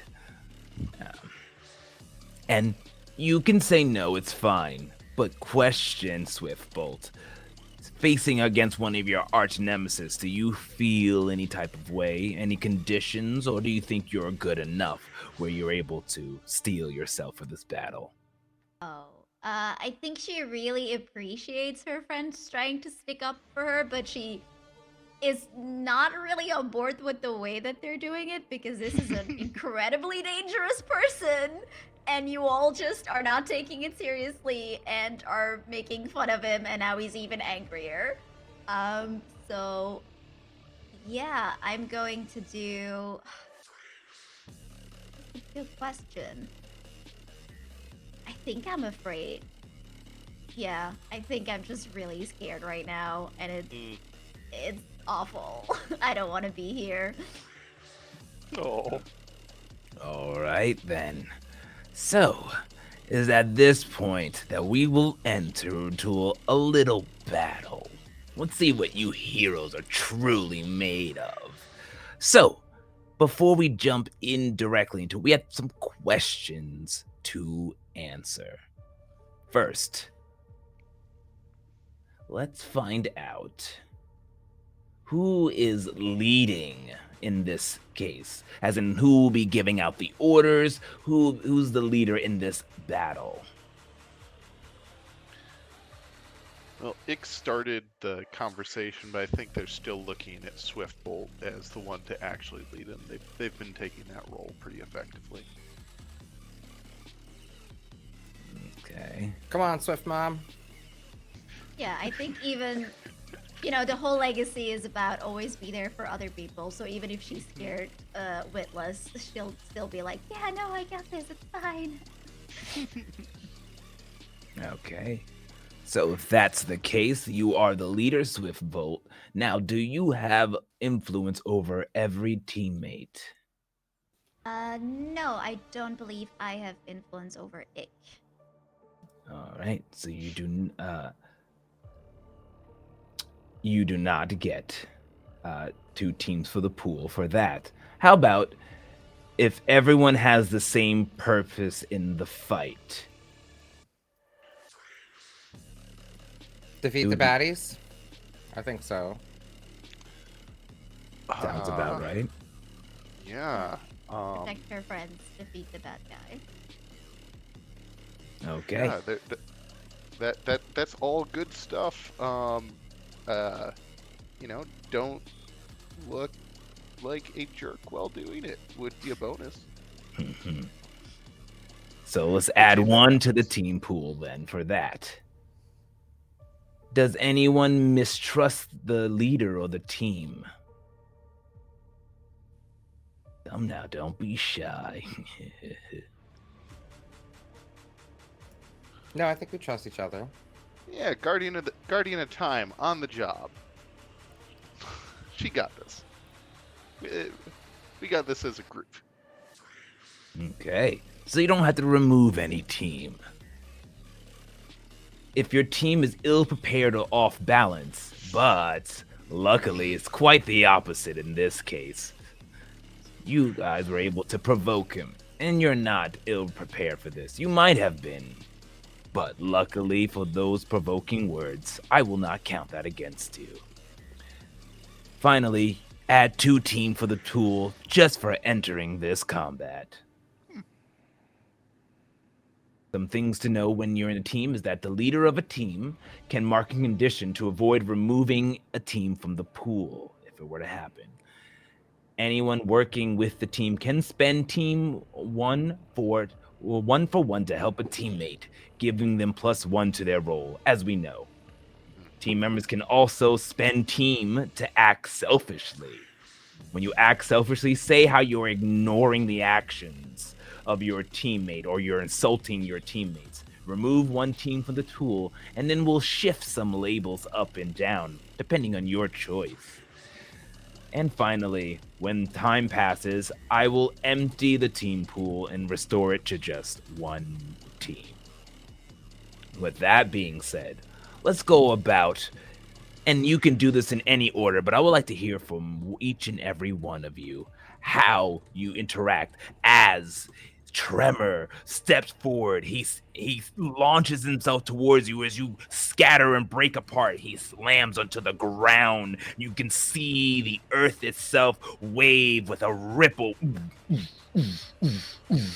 and explode at the edge of it, showing his prowess over the earth itself.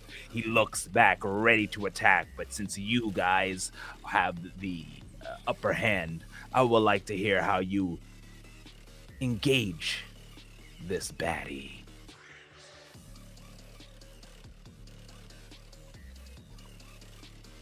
Who would like to go first? Can I ask a clarifying question? Certainly. For my Nova abilities, I get like burn points, and I used mine on the previous like scene. Would this be a new scene where I could potentially charge up again? Like I have to roll for conditions to potentially mark more, but I don't. Oh, so you keep the conditions, but you want to see if you use the ability again because it's a new scene? Yeah, because I only had 2 charges, and I used them previously. So I would like to try and charge up again to get more charges to use, but I don't know if I'm allowed to but it says you lose your burn at the end of each scene, so I wasn't sure if this was like one long thing or like segments where I No, could do it. Yeah, I would say I'm Okay. fine with that. Okay, so with that, I will I'll start off sort of, but not like. I'll start off, but not actively do anything. So you see Invoker, sort of like look to Swiftbolt to direct us, and knowing that we're engaging a threat has to be powered up. So I will say, you know, the ethereal tapestry that cradles reality. I raise my hands and shape sanctuary, woven strands of magical fortitude, whispered incantations. I focus my will and try and gather more burn. And I have 2 conditions. So I get a +2 to this roll. And that's a success, so I don't take any of the other conditions, and I get to 3 hold for potential ability usage later. In an impenetrable shield, I summon against this oncoming tide. By mystic weave, I declare this barrier is resolute. I stand a guardian of the ancients. Secrets I weave, and forces shall not breach my veil. And you see ching ching ching, these like magical circles start illuminate around his wrists, but this time there's also a third halo magic circle hovering around his head. And you have all seen this moment before. This is when he is fully powered in his moment, and you see that they are bright and golden, and this is when you know that the Invoker is feeling powerful. All right, Invoker. You show off your magic and your powers as you glow. But don't underestimate Trevor. He'll crush you good as he looks around, preparing like a bull seeing red, trying to strike out against you heroes. Who wants to go next and do something to add to this combat? Seeing this is someone directly tied to Swiftbolt, and like he really wants to help them right now in this moment to kind of overcome it. Red Ghost is going to, I'm specifically going to use my beacon move, won't let you down, which is when I help a teammate, we can spend 2 out of the team pool to add +2 to that teammate's roll. And he's going to use the move. If we're going by My Hero Academia rules, the move is called Chain Reaction, and it is he literally like his entire left arm is wrapped in, it's under his hoodie and stuff like that, and the coat that he's wearing, it's just this long black chain, and he just it just falls with a heavy thud, like in a big emo-y Hot Topic kind of way. It's not a heavy chain at all. And he puts it in Swiftbolt's hand as he phases himself the chain, and now Swiftbolt. You got this. Get him. And he's just going to take one side step out of the way and just give her kind of a thumbs up, as he's now kind of half leaning out of the boulder that he graffitied as well.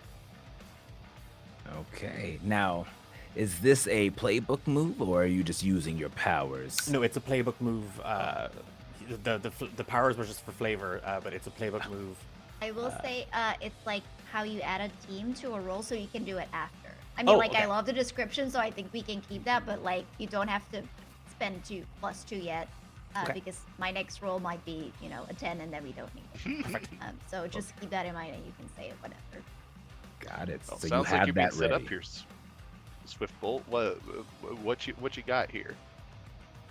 Yeah, I think we see like Swiftbolt kind of like frozen, and we see from her perspective, and like all of you are just literally like standing still, frozen in time, and we see a flashback to just like the earth is ripped open, buildings are leveled, she's like lying in debris and dirt, she's like bleeding, and we see someone like reach out for her, like is running towards her, and we see her father as he's like reaching towards her, and we see tremor, and there's like another quake, and then her father is just gone.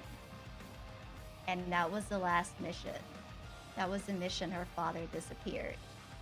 but then Red Ghost like puts that chain in her hand, and she kind of like snaps back, and we see like the world put back in motion. And she says, "I'm not going to let you hurt anyone else ever again." And she like the power crackles, and she's just going to attack, fight the good fight. And I'll see how that goes for me. All right, let's see what you got, Swift Bolt. Here.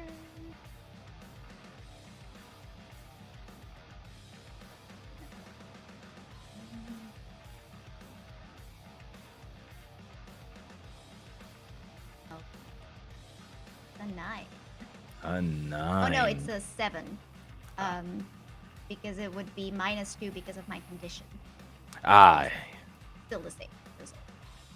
right. But it is still a partial success. So with your ability, what happens on a partial success? I pick one option, and I would love to. So because I used fight a good fight, I cannot impress, surprise, or frighten.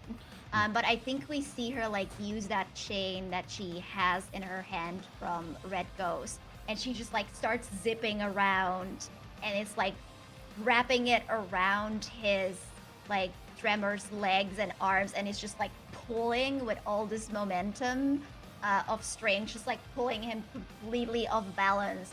And she just shouts, "Iker, no! Give him everything you've got!" And I'm creating an opportunity for my allies. I'm setting up Iker. Oh, cool. All right then, Iker. How do you fare against Tremor? He is tied up and shackled, angry. He's like, "Urgh, urgh," as he grunts and strains. What do you do? Yeah.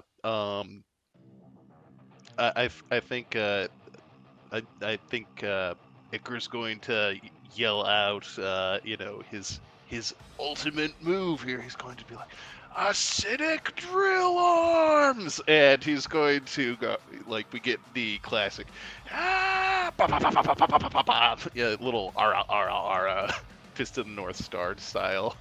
Um, just he's punching at this villain and just trying to hit the spots that would usually be defended by his free movement that he now can't have due to how Swiftbolt has restrained him, and he's just like, "Way to go, Swiftbolt! We've got this!" And I'm gonna roll my directly engage here with a. Is there an effect from the create an opportunity, or is that just like making this attack possible? I believe it's just making the attack possible. Um, Correct me if I'm wrong. It can be just like narratively setting it up. Sometimes the GM will also add a team to the pool, or give a +1 forward. That kind of depends. And you know Okay. what? You'll need all the help you can get. You could take a +1 forward for this. You know what? I'm going to go too far too, because I've got a not human enough move. I think that Iker is going to be like literally melting parts of Tremor's, I'm kind of envisioning this as like a walking mountain type person. Is that largely correct? Yeah, that's pretty good assessment. So like when I'm hitting him with these acid fists, I think that this is leaving like, pretty gruesome acid burns and might even be vaporizing parts of his body. He's a big dude. He's probably going to be fine, but this is pretty freaky. So I'm engaging them in a terrifying fashion, and I will mark a condition to choose an extra option even if I miss. So the condition that I will take is angry, because you coming for us here? This was our big chance. Like we were trying to focus on other things. Heck off, man.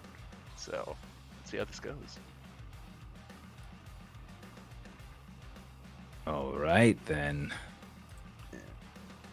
Okay, that's a 6. Oh, that's an 11, so I get to pick 2 usually, but 3 because I'm doing this in a terrifying fashion. So I would like to impress, surprise, or frighten this tremor. I'd like to, let's see, uh, I, I would not like to resist or avoid their blows, so you can tell me if there's something bad that's going to happen here. I'm not holding back at all. This is just a full offense, no defense attack. This will create an opportunity for my allies to also move up, and as I'm sort of taking their attention, and oh yeah, that's what I'm taking from them. I'm taking their attention. Like if they want to, until they deal with me, they're not going to be able to focus on other things because this is apparently a fairly effective attack. All So, right. And yeah, but I think we're definitely going to be getting sort of a horrified crowd shot at some point. oh no, that's happening right now. Because since both Swiftbolt and Icker engaged, you see that he's being pelted and wrapped up in chains and pelted with acid and getting angry in anger. And when Tremor gets anger, the earth shakes beneath his feet as he just he jumps up, slamming down to the ground and waves of earth crash down on the two of you, Icker and Swiftbolt, as I need you both to roll by taking a powerful blow. Oh boy. So I have a move. Would you say that Tremor has considerably more like offensive power than Swiftbolt? Oh, yeah, I would think so. Absolutely. So in that case, I have a move. Never give up, never surrender. When you take a powerful blow from someone with far greater power than you, use this move instead of the basic move, and I roll plus Savior.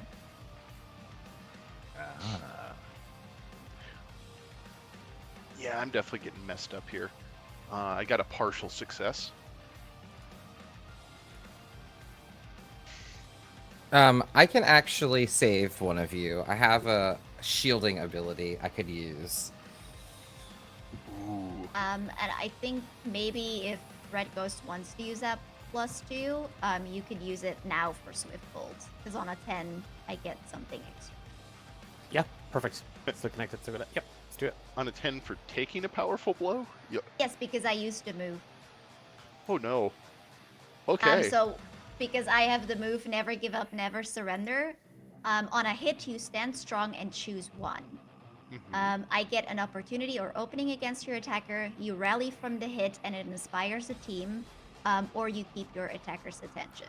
Now you already took his attention, so let's see.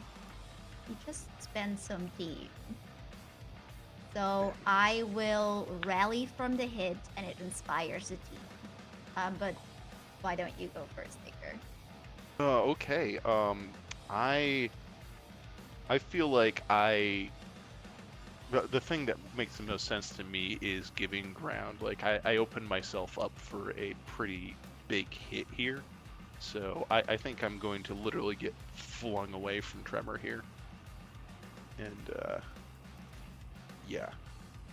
So I don't know if we quite get the twinkle in the sky effect, but it's I'm flying pretty far. All right, so you're doing the giving ground, or you're doing Mhm. struggling past the pain? I am giving ground. Okay. So, since you are flung out and hit, the Tremor gets an opportunity and will use that to further inflict damage upon you. I'm going to say that mark a condition after you are blasted back, hurtling and tumbling onto the ground. You kind of splat on a nearby rock, reformulating yourself, but feeling a certain type of way. And I'll let you choose the condition.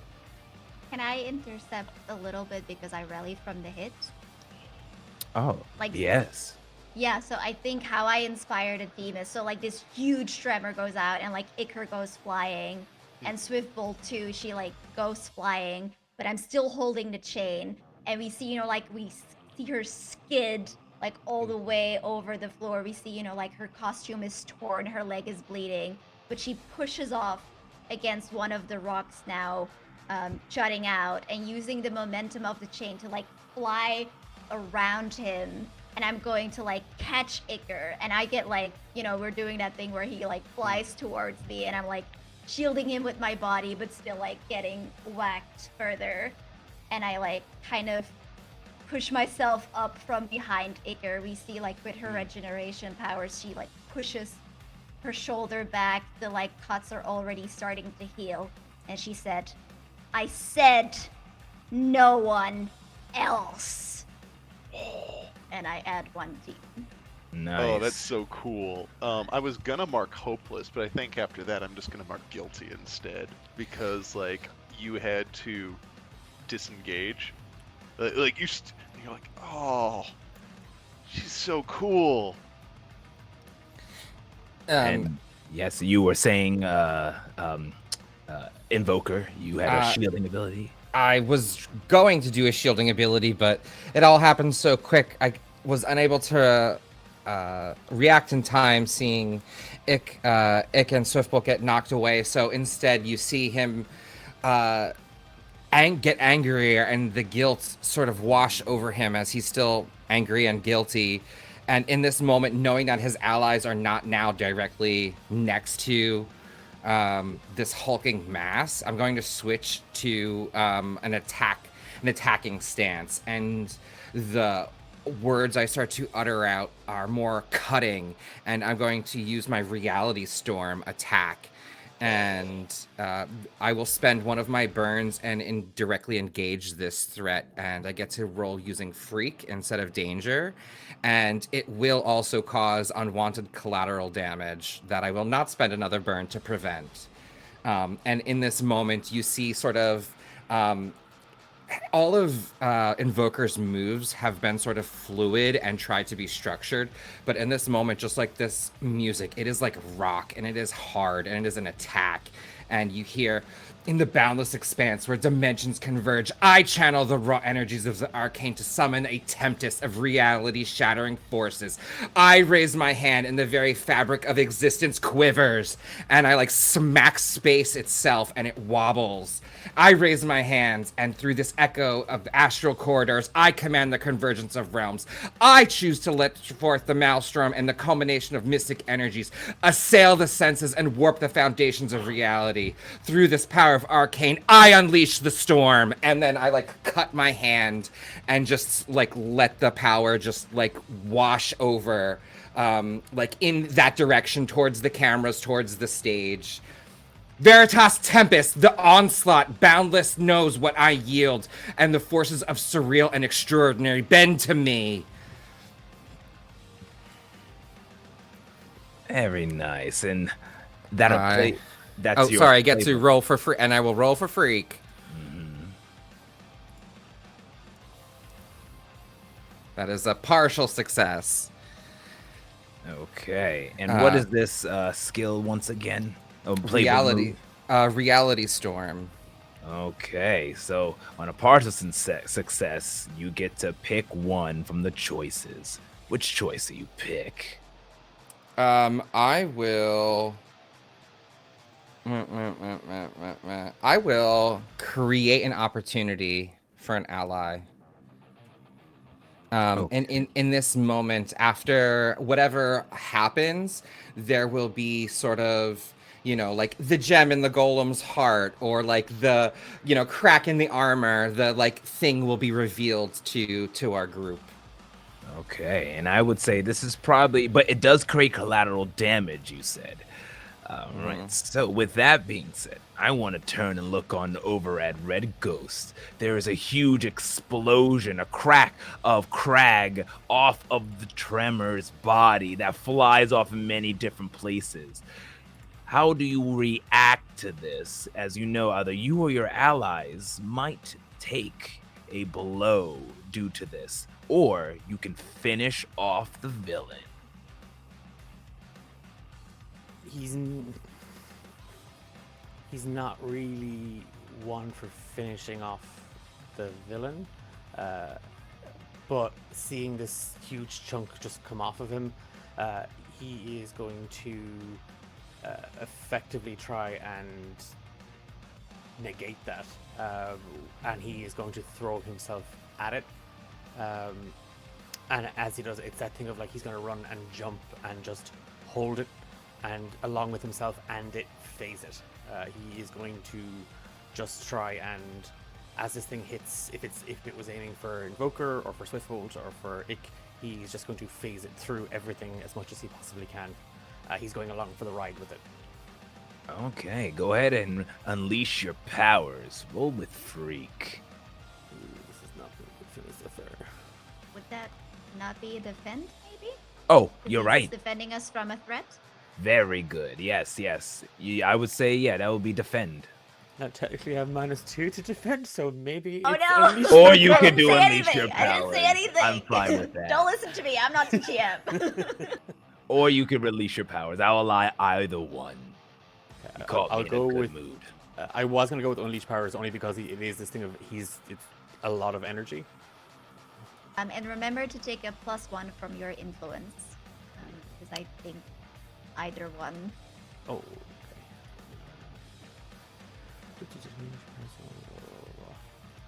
It does say choose all conditions not a person. Okay, it doesn't. Okay.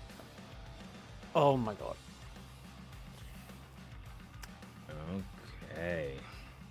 So we'll say that you go and attempt to phase it out, but in doing so, it doesn't quite go through your body. Red Ghost, it does crash into you. It would have hit your speedster, who's currently in the motions of getting back up. And as you jump in there, you instead take this hit. And then I'm going to ask you to take a powerful blow from this. And then afterwards, I want to know how Swiftbolt ends this, being her villain, her arch nemesis. But go ahead and make that powerful roll. A powerful blow roll. Partial success. All right. So you can lash out verbally, give ground, or struggle past the pain. Each of them have their own cost attached. Yeah, he's probably because it's nobody's fault but his own. And as much as he'd give the ground, he's just going to struggle past the pain. He's going to try and push through it as much as possible. But right now he is incredibly guilty and incredibly hopeless. All right, mark them off. And as you're hit and take the blow back, you see a weakened tremor, Swiftbolt. Your arch nemesis stands before you, weakened, and can you go as the leader of this? Everyone looking towards you. How do you want to go ahead and end this fight? I think like Swiftbolt gets up, and for a moment she just wants to run away, and she just like it's too much. She sees, like Icarus hurt, Red Ghost is hurt, Invoker, who's like usually so sweet and nice, is getting really angry and like leveling this ground, and it shouldn't be like this, and it's her fault because she couldn't defeat him. And I think we just see her like kind of stumble and turn back, like she's running away. And there's just a beat where it looks like she just left. And then suddenly we just see Trevor like, bam, bam, and you see just like this, she's like running around to create incredible momentum. And she's just like using her super speed to just like, we see like from her, like just these chips of rock are going from it. Like she's breaking her fists on it, but like they regen by the time that she's back. And she's just like keep punching him, and then she pulls on the chain that Red Ghost like created, and she just like wraps him off completely, and then just puts like a single flower in his mouth to make him shut up. And you do so. Let's see if you can do without any issues. Go ahead and just quickly either roll me a directly engage a threat or possibly unleash your powers. I'll leave that up to you as you finish off your foe.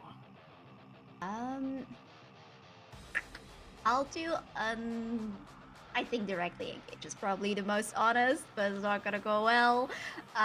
Because I don't think I'm pulling my punches here, so I don't think I can use my move. So let's roll directly engaged with danger and -2. So that's the -3. So I'm sure that will go great for me. Oh no. Yeah. That's about right. Okay, so go ahead and mark a potential. And you as well, if you didn't do so before for your last one, Red Ghost.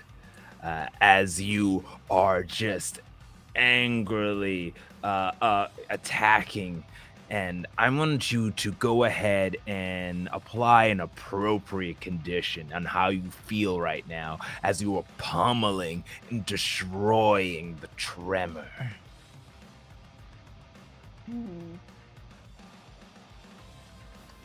I mean, ashamed is not an option. So I think I'll go for. I think hopeless. I think like she's probably looking like really cool and like she's got it together, but she just went against everything her family stands for. She is not the brutal hero. She is the sweetheart who keeps it together and supports the others, and she let all her friends down. She like went in for the damage, not the control, and I think she just doesn't feel like a swift fold at all, even if Tremor is down. So as you feel this hopelessness, and you go ahead and start making your punches, you just see Tremor. Boom!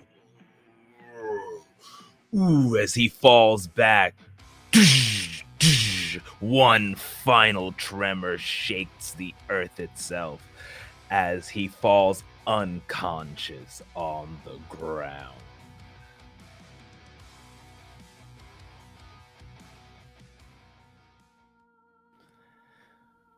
You all are tired and exhausted, but you're only halfway through the Trials of Valor. You look down and see your foe. How do you all feel right now as he lies unconscious on the ground?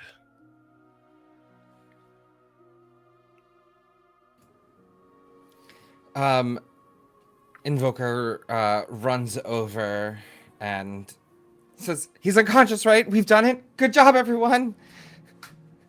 Unaware of the feelings, I lost control a little bit, but I think we're good, right? Good job. Swiftbolt, are you okay? Yeah, no, of course. Is everyone fine? Nobody got hurt? She's like hiding her broken hand behind her as it like slowly regens. Yeah, Red Ghost gets up and his jacket is ripped and his shoulder is cut and the part of his mask is also broken, like a tuft of like just this ginger hair. It's just kind of like a spike of it just kind of sticking out a small bit, and he's got two little X's for eyes, and like the digital tongue is hanging out as well. But he's kind of limping forward a small bit, but he is just giving kind of a very kind of like a very limp. Gun finger at everybody as he kind of moves back to Invoker. Baker, are you alright? Oh, all my damage is just emotional. I'll be fine. What? You really went all out there. What? What about? You're asking everyone else if they're fine. What about you? Are you okay? That was amazing. But like, what's? Anyway, this isn't finished. We should probably keep going. I think Iker looks over at Red Ghost and is like, Deflection? That's- that sounded like deflection to me. Textbook deflection. Textbook. Ooh. Invoker, can you look that up in the dictionary? That was textbook. It says it right here. I flipped to the back. Right here. It says deflection. Fine. I mean, I think we did a really good job. We saved ourselves and, like, he was gonna hurt us. Are you okay? Did we do a bad thing? Are we No, we baddies didn't do a now? bad thing. We kicked ass. Well, yes, and destroyed everything else around us in the process. I mean, look at this place. Look at us. This isn't what heroes do. This is what he does. We can fix it. We can all fix this. No, I don't think that we can. I don't think like that to we mark. can at all. And I think she's like going to turn around and whoosh, run away to clear my I'm gonna go ahead afraid. and mark insecure based on that. Thank you. Okay. Yeah, if I run away here, can I clear my afraid? You certainly can. In a dust of smoke, your speedster disappears. And as you all kind of sit there, you turn and look at the large body that's been felled, and shadows begins to form around it. As it does, it gets sucked in as if pulled beneath the earth itself, but not by an earthen power. No, this is strange. This is something different. As the entire mountain of a foe is swallowed up, and you currently are left aghast, agaped, and confused. But there, we will take a break. So, stay tuned, everyone. Thank you for your donations that you placed in there between our two sites. I believe we have a total of about 120 some odd dollars. We appreciate it. But there's still more to go and more these heroes need to deal with. So, stay tuned. We'll see you in just a few minutes.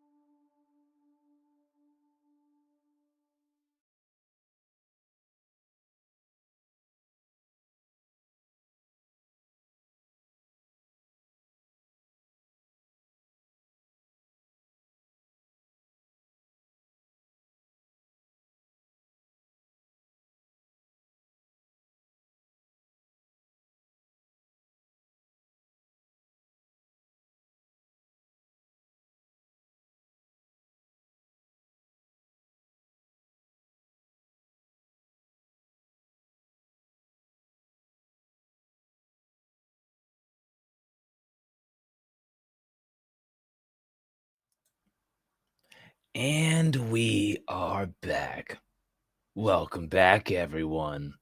So let's remove the bookmark and continue this epic tale. So, currently, heroes, you went through quite the endeavor in defeating Tremor, but his body was pulled in by a strange shadowy vortex. Swiftbolt, in your anger and frustration, you have run away, leaving the rest of you there with questions upon questions, and no heroes to answer your call as the cameras and the television screens are still currently powered down. I wonder why. We'll find out. As you do know, the next part enters into a thick jungle where all the different schools, those remaining, will meet up for some possible confrontation. But before then, what happens next as our heroes are currently scattered somewhat in the rubble of the urban area?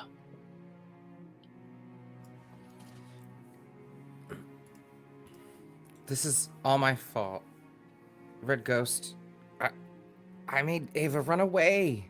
And what are we gonna do?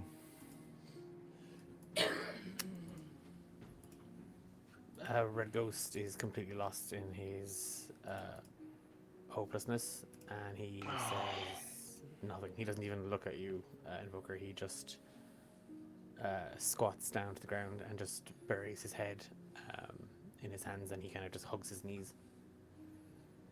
Ick? Oh, come on. Oh. Oh, man. This is not the time. This is not the time to be falling apart. Everyone's watching us. We've got to pull this together. We've got to keep going. What the heck? Where were the other teams while we were fighting Tremor? This is messed up. This is messed up, man. Oh, I mean, first the other teams keep going, and then Swiftbolt just runs off like, ah, Ghost, Invoker, like we gotta keep going, but Do you think she hates us? I mean, yeah, probably. No, don't say that. I don't want her to hate us. I mean, why would she leave if she didn't hate us? Obviously, she hates us. I hate us. Don't say that. We're supposed to be the heroes. Well, maybe you're supposed to be the hero. Why are Nobody you thinks I here? could be the hero. That's not true. You're here. Yeah, uh, look, you're a badass magic user. I'm the hero equivalent of Acid Rain. Kids That's not want true. Just because you have change doesn't mean you're awesome. I remember what you used to be like, and you still have that potential in you. You're awesome. Remember all of the cool stuff you used to do when I had nothing? but You're so much better I than mean, you think you are, and I only cause wanton destruction. wanton destruction. You saved our butts. Like the way that you just absolutely wrecked that guy. That was incredible. Like you.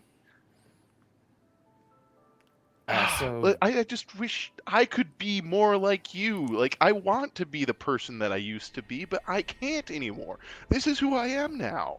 There's no going back to the past. And, that's good for you, but it's. I just I have to be the way I am now. Maybe one day I can. I think the way that you are is cool, though. Really? What? I mean, What? I know, like, I can't, like, give you a high five or, like, play board games or go down the slide Yeah. like we used to, but, like, we get to, like, be cool heroes and try and save people and, like, think of smart ways to, like, have, like, adult fun, I guess. I don't know, like, but Yeah, we're still figuring that part out. But maybe, maybe you're right. Can. Oh man. I was gonna say, it sounds like, Invoker, that you're trying to shift his labels, trying to convince him to be less freak and possibly more mundane, more relatable. Hmm. You can choose, Iker, to resist this. If not, I would say bring the mundane up one and the freak down one. But I'll leave that up to you. Oh man. I am going to I'm going to accept that label shift and to represent that. I can't give Invoker a high five or a hug or any kind of physical demonstration of how I'm feeling. So I am going to pick up a wad of mud from the ground and I'm going to toss it at you because that is the only way I have of showing physical affection right now.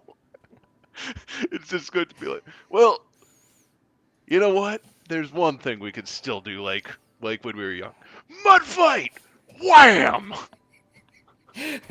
I'll, like, get hit in the face with mud and fall over and start laughing. I would say, Ugh. how about you get one influence over him, Invoker, as you've now influenced him successfully. Mm. Hey, Okay. hey, thanks, Alex. I think I needed that. Absolutely. That's what friends are for. Yeah, yeah. Um,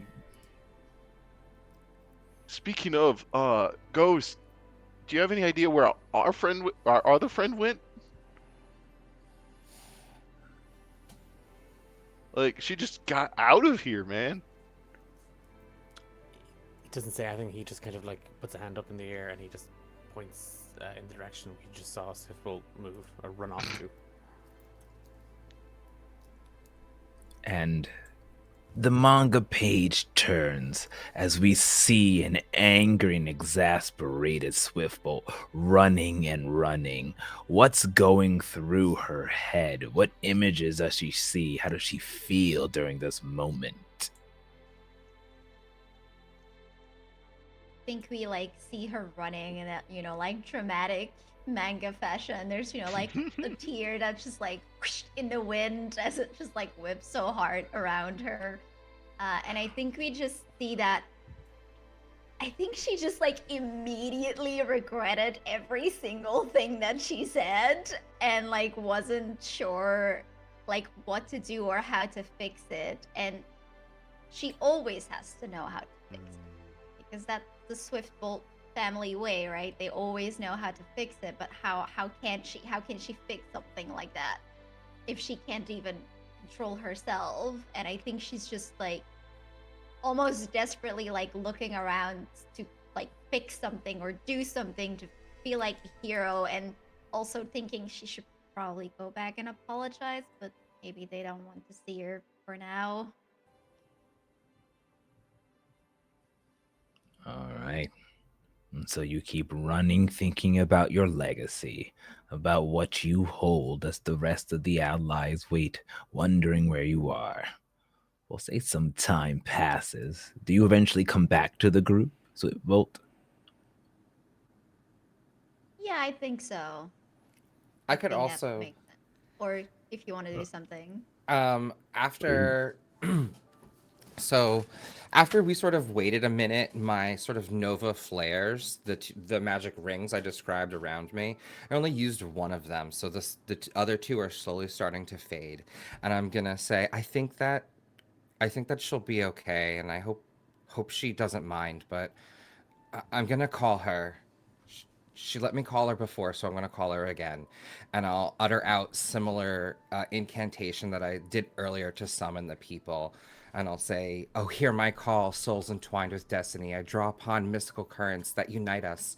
From this tapestry and shared experience, emerge and gather for this conjuration. Ethereal beckons you forth. No, I beckon you forth, and I'll expend the 2 rings and use overcharge to unleash my power and give a +10 to this, so it succeeds, because my freak's +2, and try and open a doorway for her to walk through wherever she is to us. I beckon you. Oh. Oh, you're muted, Jazzy. We see like that portal open, and I think we see like Swiftbolt like almost running past it, like recognizing it, but about to run past it, and then she hears, "No, I beckon you," and she hears like Alex say that, and she like immediately like veers, does like a very sharp turn, and I think like sort of like stumbles through with how fast she turned to make it, and I think we just like see her stumble through, and immediately she's just going to hug Alex. I'm so sorry. I don't know why I said that. I don't mean that. I don't mean any of that. I know, I'm sorry I went crazy before too, but everyone was getting hurt, and like, I don't know what was going on, and I'm sorry. Don't be. I mean, it's okay for you to not know what's going on. You got this work, all this power. Of course you sometimes don't know what's going on, but me, I should know better, shouldn't I? All of you, You're I just a mean- kid too. no. Yes, you I'm are. the Swift Bolt. And that's what everybody's going to see when they look at me. And I want to be one, I do. It's just sometimes, well, sometimes I think they're just liars. We always have to pretend that we have everything under control, but I don't. And my family doesn't either. And it's just so much. And I think I'm using my T move here. When you share a vulnerability or weakness with someone, tell them a secret about your legacy, including your own true feelings. My true feelings being that, like, I love my family, but sometimes they need to cool it. And I can clear a condition and give them influence. So I will clear my angry, having sort of run it out of me. And I'll give Invoker influence. You already have influence over me, so you can shift my labels however you like. Ooh, I will shift your. You are really being a savior, or superior. I think that you should shift either one of those up and the mundane down. Interesting. Okay. What do you choose, Swiftbolt? I'll put my savior up, so that is a +3, and my mundane down, because I'm like, yeah, I'm more of a hero than a normal person. Mm-hmm. So you all share this touching moment. You know what? It's almost enough to make even my heart melt. I'm gonna give you 2 team added to the pool because of those 2 different interactions showing your camaraderie. Ugh. But here we are, rejoined once again. And you reflect, remembering that the body, and you notice now, Swiftbolt, that the body of your foe has disappeared. Where did Tremor go? He was out. Yeah, there was some kind of weird shadow thing that came over him, and then he just was gone. It's really weird, man. Doesn't sound like Trevor. And the cameras are still down too.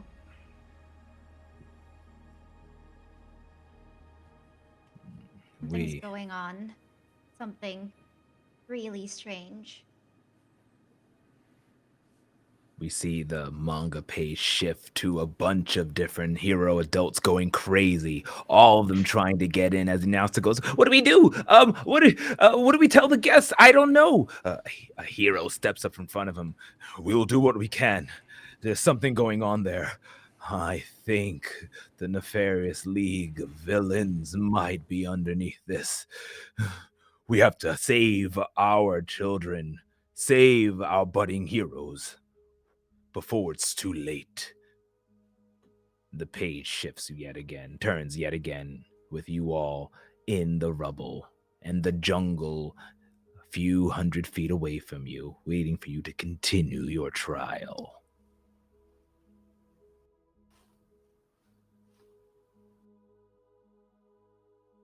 Ghost? Are you okay? You've been awful quiet.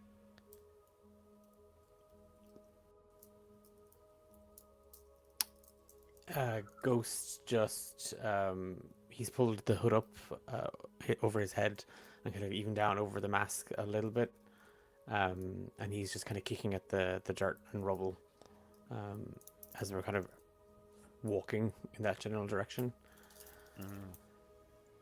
I think Ava zips over to him and kind of like pushes the hoodie up a little and be like, "Come on now. This isn't you. Look at all the semi-cool stuff that's happening. Isn't this what you always say a hero is all about? Cameras are down, mysterious situation." Yeah, it's what heroes are all about. I watched you and Ick and Invoker be heroes. What about you? Without your help, I would have been level, like, first punch. You didn't see the big rock just splat, and he just drops a small little paint balloon out of his pocket, and he lets it splat on the ground. Like a lot like that, actually. I saw it. But you just saw me yell like a 10-year-old and then cry like a 10-year-old, and you don't think I'm any less of a hero, do you? Yeah, but you made that really cool. Like I got swatted like a You bug. did too. Besides, being a hero isn't about being cool, it's about getting back up. It's not hard to get back up when you regenerate, but you don't do any of that. It's crazy that you even try, and yet you do always try. So don't stop that now. In the back of this panel, we see Ick just writing down what you're saying with a little, quote, Ava, Swiftbolt, so that I can show you your own words in the future when you're all like, 100%. Like, no, this is only applicable to other people. Me, I suck. I give a Polaroid to Ick, or I'm like, I put it in the scrapbook for later. Can I try to comfort and support Ghost here? You certainly can. Go ahead and give it a try. +1 for influence. Boom. Wow. 14. So, with that being said, they hear you. They mark a potential. So go ahead and mark a potential, Ghost. Or say you mark a potential, clear a condition, or shift your labels. I think he's going to clear his. He still feels guilty, and he's still feeling a little insecure, but he's not as hopeless as he was. He kind of, yeah, he did help, and he could be better, definitely. But we can make it out of this.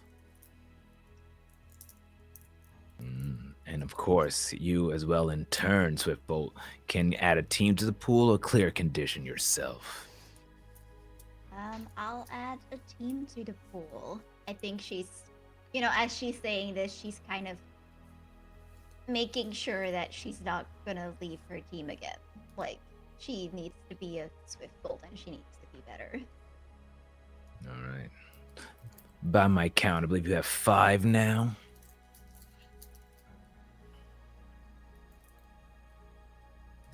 Okay.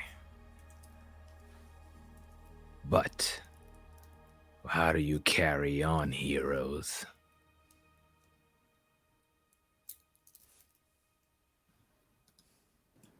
Into the jungle we go. Let's stick together. We don't know what's out there. And I think she like moves a little bit and is like, okay, maybe pick up the pace a little bit. You're all pretty slow.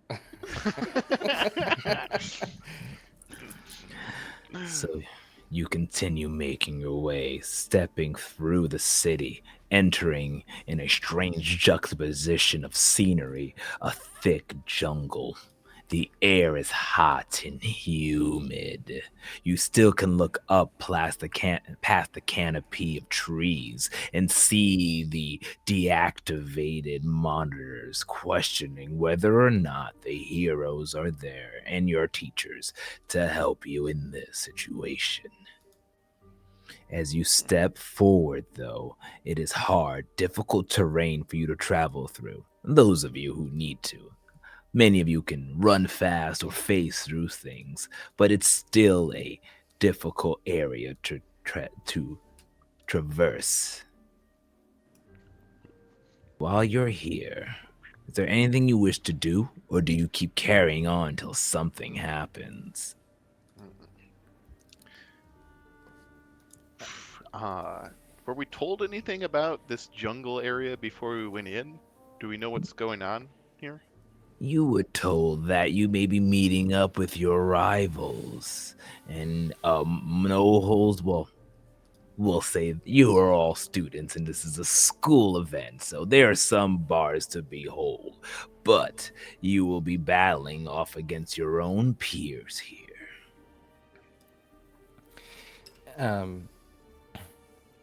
During this walk, I sort of picture Ick sort of like taking the lead and like clearing like the brush and like walking through trees and stuff, like, and just we're sort of following behind and Swiftfoot maybe like zipping about. So when I have a moment, I'm gonna talk to Ghost and I'm gonna say, I know that we're a team and everything, but if you need to stop me, or someone needs to stop me, you know that I control my powers through my words, so if you close my mouth or distract me, I haven't perfected silently chanting or incantations in my mind. So if somehow this evil person like takes control of me, just promise me that you'll like try and prevent me from causing anything catastrophic to happen.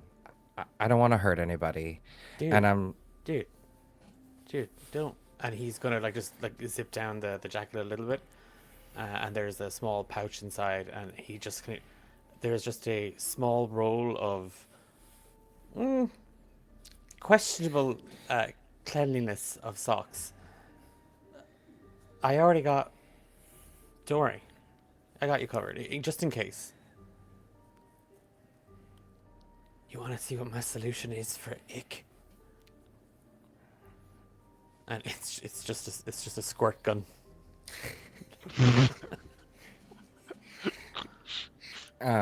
in this moment, team moment, I feel like I was sharing a vulnerability or a weakness and letting them know how to like actually stop me. And they already have influence over me, but it also says I could clear a condition, and I'm trying to clear my angry condition. Confessing to get your sins off your shoulders. I'll allow that. Go ahead and clear that condition. Thanks for cheering me up. with that sort of like everybody kind of just kind of walking in silence, Red Ghost is just kind of in the way that he does that typical bro thing when it comes to like sharing a vulnerability, which is like, I have a friend, um and you don't know him, you don't know this friend. Hmm. He goes to a different hero school. I think it's Vanguard, the other guys that got kicked out. Anyway, my friend would love to know, um just kind of off the top of his head, it just came to me now actually because of what you were saying, Invoker. um like his mom didn't, or his dad doesn't think he's really kind of cut out for this. His dad doesn't think he's able to be a superhero. Like his dad was even just saying that he should just transfer out of the school and maybe pursue art, engineering, the engineering arts. Um, because again, it's not me; it's a friend of mine. And yeah, I just like, I what would mean, you say to that? How, like, any advice? Like, do you think my friend is kind of cut out for that? I mean, I know you haven't met him, but he's really like, he's doing his best. I mean, my parents taught me to lay low and be a people pleaser, and I've always tried to be nice and help people, but you have to your friend has to do what's best for them and what they like, and if they want to be a hero, they should be a hero. And it doesn't matter what school they're in. They're going to be awesome. Yeah, because I think you can be a hero and an artist, I mean, why engineer, not? an engineer, an artist. No, a hero and an engineer. That's because it's my friend. Your friend sounds really cool. Yeah, he is actually, and he's just gonna like fix his collar a small bit.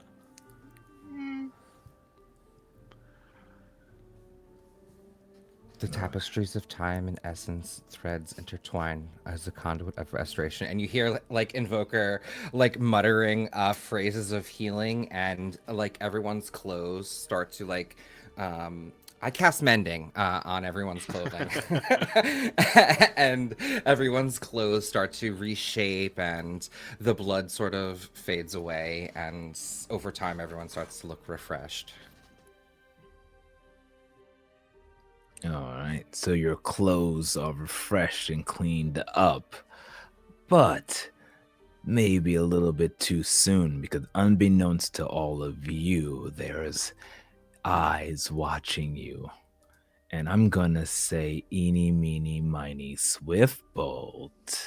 You are struck by an ice beam that hits your leg, freezing you in place. As it crawls up, preventing you temporarily from moving. As you all look up, you see landing on the trees, branches, 4 other heroes. One familiar one in the front, wearing a skier mask and goggles, hoodie, and a glowing weaponry in their hands, both hands. You see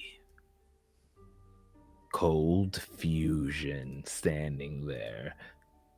Huh! I knew that would be easy. We got that one down, 3 more to go. What's up, Liberty losers? You're not gonna make it out of here. This is our turf. And we're gonna come out on top.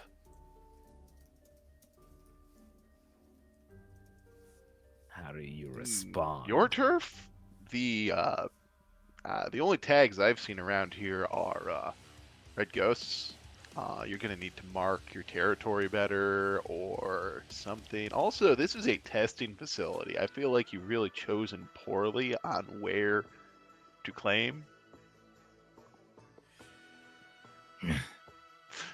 Whatever. You listen. I mean that you guys have won this competition for 3 years in a row. I'm bringing the trophy back home. So give up now, unless you want to taste the icy, cold touch of my freeze rays. And of course, my allies here and several other superhero children appear as well, glowing their own respective color, ready to strike. See, for a second there, I thought he was shit talking to try to get time to recharge his ice gun, but now he's got friends, and I'm like, oh no. I think Ava kind of grins and says, "Give up? Haven't you heard? These liberty losers never quit." And she's going to like try to vibrate, like shake her leg like so fast that the ice like cracks and shatters. Oh, that's cool. Nice. Why don't you go ahead and, because Cold Fusion is pretty powerful with his fusion guns.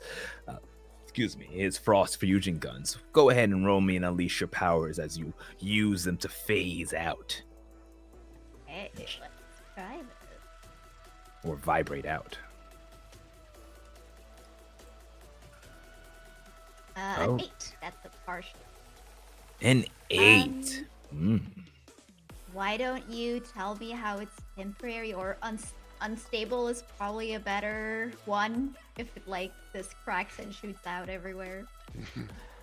Sure, I would say you break free from it and the ice shards shoot out, but Cold Fusion's guns, it melds together atoms at a colder temperature, a way to do a nuclear fusion. In doing so, your ability to speed up your molecules is slowed. And I'm going to say that you are not temporarily, your speed is slowed down, almost like you actually got an injury on your leg, so a slight limp that doesn't regenerate as fast as you would like it to. Amazing. Yeah, I think she'll like stand really cool and then like fall a little bit through her leg, but like try to cover it up so her team thinks that they're on the high ground here. Fault. Red Ghost is gonna do something without consulting anybody. He's gonna try and do something a bit foolhardy. And Cold Fusion is nothing without those guns, so he is going to try and phase them away from him. That is a very foolhardy indeed, but high risk, high reward. Unless this is a move, I would say you are directly engaging a threat in this situation. Go ahead and roll with danger. I'm just crossing my. I've no minuses or pluses to this. I just haven't rolled well all session, so I'm just kind of hoping that some sort of karmic balance out there. Okay. Roll. Okay. Oh my god. Well, a 4. I just want to check because you were like stressing that it's foolhardy. Were you doing this to clear a condition? Trying to, yeah. Oh, okay. That should still go off at the end of the scene, but At least you'll lose that condition. But because you have failed I would say you have complications. Go ahead and mark that potential for that. 4. And I will say, as you run up to phase it, one of the other heroes, why don't we just have you guys decide your own demise? What's another superhero power that you would like one of his allies to have? oh man, we haven't had a classic flying brick yet. A flying brick? Oh, like the Superman power set. Strong, tough, sort of another legacy type hero, but Okay. I mean, given what Alex what Travis just said about Alex's power. Maybe like some kind of like shadowy or like stealth figure who can like basically like cast silence, or like like a sound hero who can manipulate sound might make things interesting for Invoker. Oh, you just gave me a great idea. I love it when you write your own demises. So, I would say that this complication affects all of you because it was very foolhardy. As you, Red Ghost, run into phase, one of the heroes wearing your typical tights and cape flies across and grabs you as you're unable to completely phase the gun out of Cold Fusion hand. You are pulled far away and separated from the group for a one-on-one battle. As the same thing happens to everyone else. We'll say this silencer hero, we'll call her Hush. As Hush steps in and goes, you just feel the shadows kind of pull you aside, and everything twists and turns in a strange, think of Doctor Strange breaking the to the mirror dimension section as you are pulled away by this other silencer caster type hero, Alex, and you are pulled from the battle for your one-on-one. Who do we think you will be pulled away for, Icar? Your kind of rival in this institute. Oh man.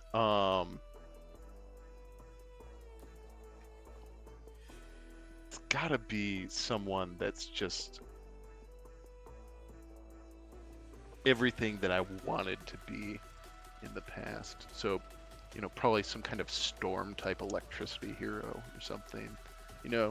Not directly water related, but close enough that everyone's like, oh, thematic parallels. Okay. You get pulled down by Thunderwave as there's a spark of electricity that makes your hair stand on end if you had any hair. And you can feel like ecstatic cling as Thunderwave, they go ahead and grab onto you with static electricity, flinging you across and using that to propel themselves as they take you aside, leaving Cold Fusion and our speedster to fight head to head. So, why don't we start things off with our caster this time? So, Invoker, you and Hush are thrusted away in a strange mirror-like dimension of the jungle as she steps up to you. Well, looks like it's you and me. I can't believe I got the runt of the litter. That's fine. I'll take you out quickly and wear the crown for myself.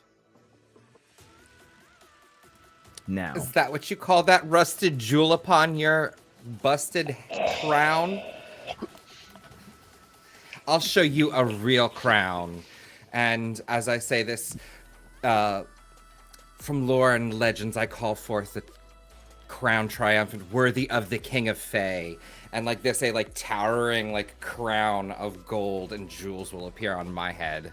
This is a crown, and you stand before a king.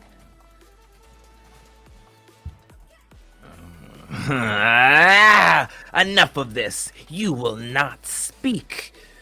Silence. And she moves her hand around in strange motions. And I am going to have you roll a take a powerful blow, since you kind of were unaware at this point as she pulled you into this dimension. So roll with All your right. condition to see how you fare.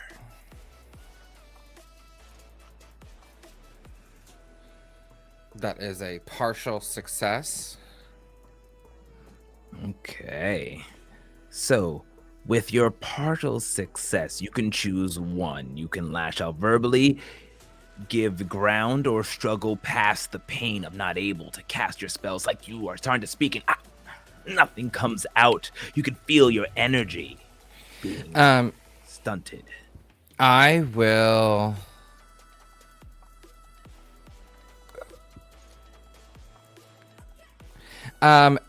Sorry, what was the first one? Lashing out verbally? Well, I can't do that because I'm not with any teammates or. Correct. Then I will give ground. Yeah, your opponent gets an opportunity in this moment. Okay. Using unable to speak, she twists the shadows around you, stopping you in place. You are currently held and unable to use as in, you get upset. I'm going to actually give you what are your current conditions that you have marked? I am currently guilty, is my only condition right now. You feel angry, don't you? She's holding you back, and then anger rages power as she laughs. Sorry, little boy, but you're playing in the big leagues now.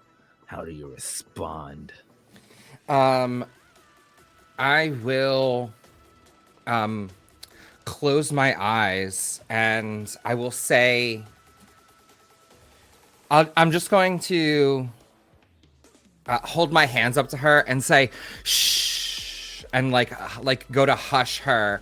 But then it will sort of like bullet time into my mind's eye, and you hear the internal monologue of my chant, because I said my speech is what empowers me, but it's not a requirement. And I say, you sort of see me at the top of a mountain cliff, like overlooking like an empty valley filled with fog as the sun sort of comes over my shoulder. And I say, I stand amidst the currents of arcane potential, and I raise my hand to the cosmic vaults, calling upon reservoirs of untapped energy.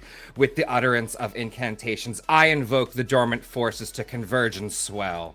Let the air crackle with gathering power, and arcane spiral and intensify.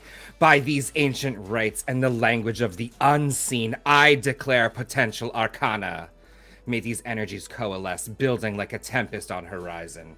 I change the very essence of magic within me, and I am ready to unleash it upon the world at my command. And my eyes will open, and the hush will sort of push out from around me, and I would like to directly engage her. And like sling a spell cast. Like my eyes will open, and it will just be like a arcane magic missile assault. Boof, boof, boof. Ooh. Now, when you say your eyes, are we talking just your two eyes, or does your third eye open? I would say that he has a third eye. Yes. Wonderful. Go ahead and directly engage that threat by rolling with danger. That is a partial success at a 9. Could I use one of the teams to make that a 10? I would say this is not involving the team. These are solo one-on-ones. Oh, damn. Okay. So here's the fun Can thing. use it selfishly.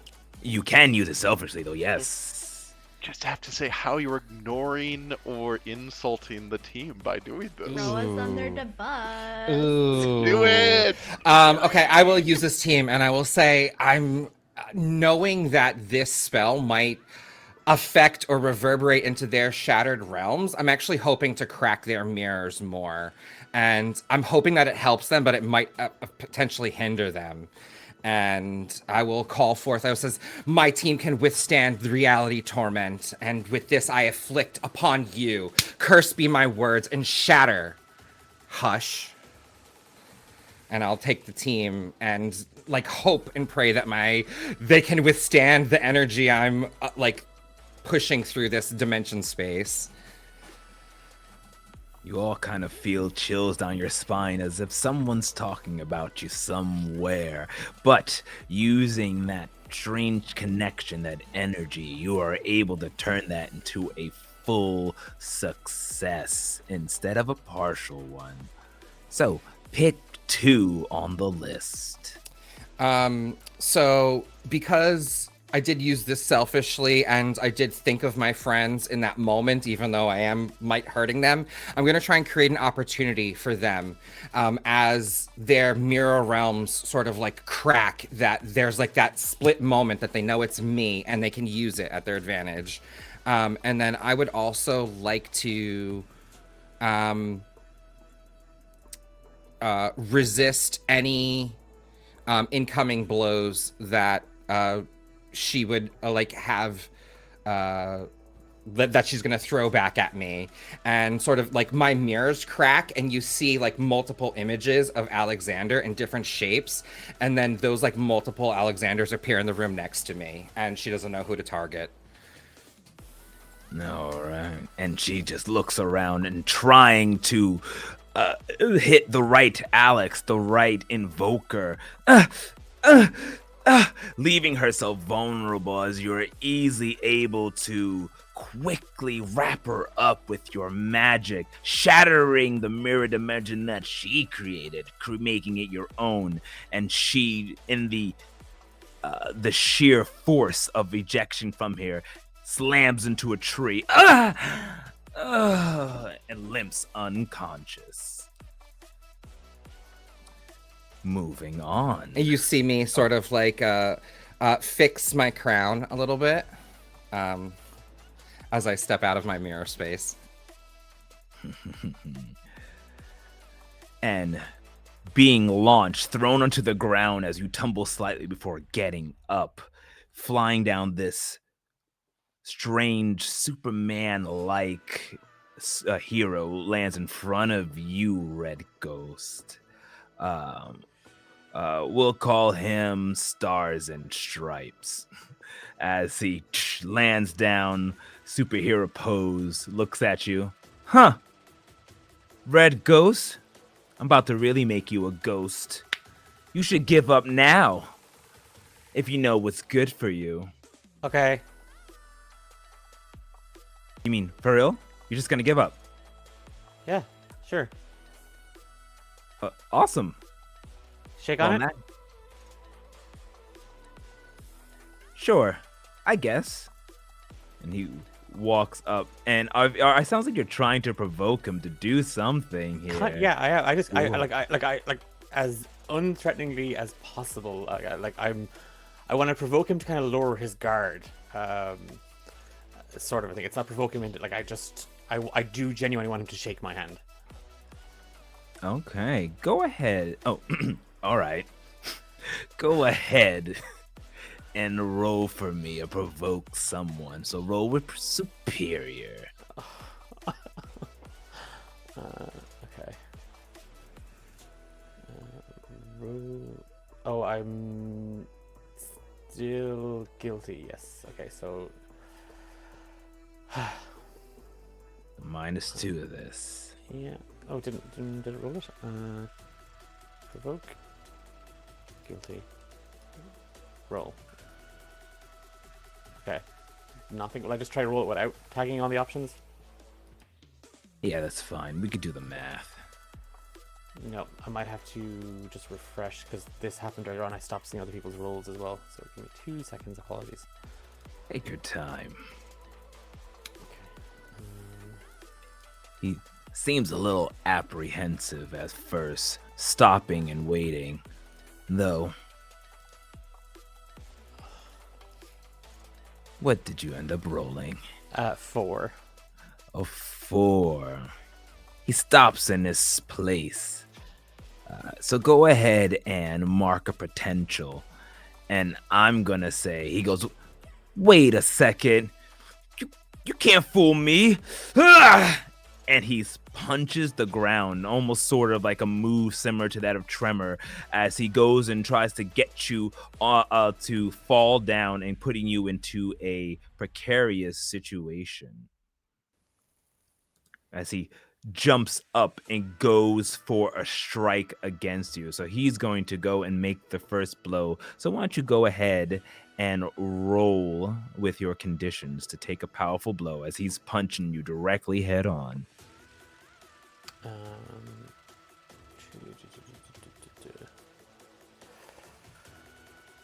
roll with my conditions. Is it so roll with?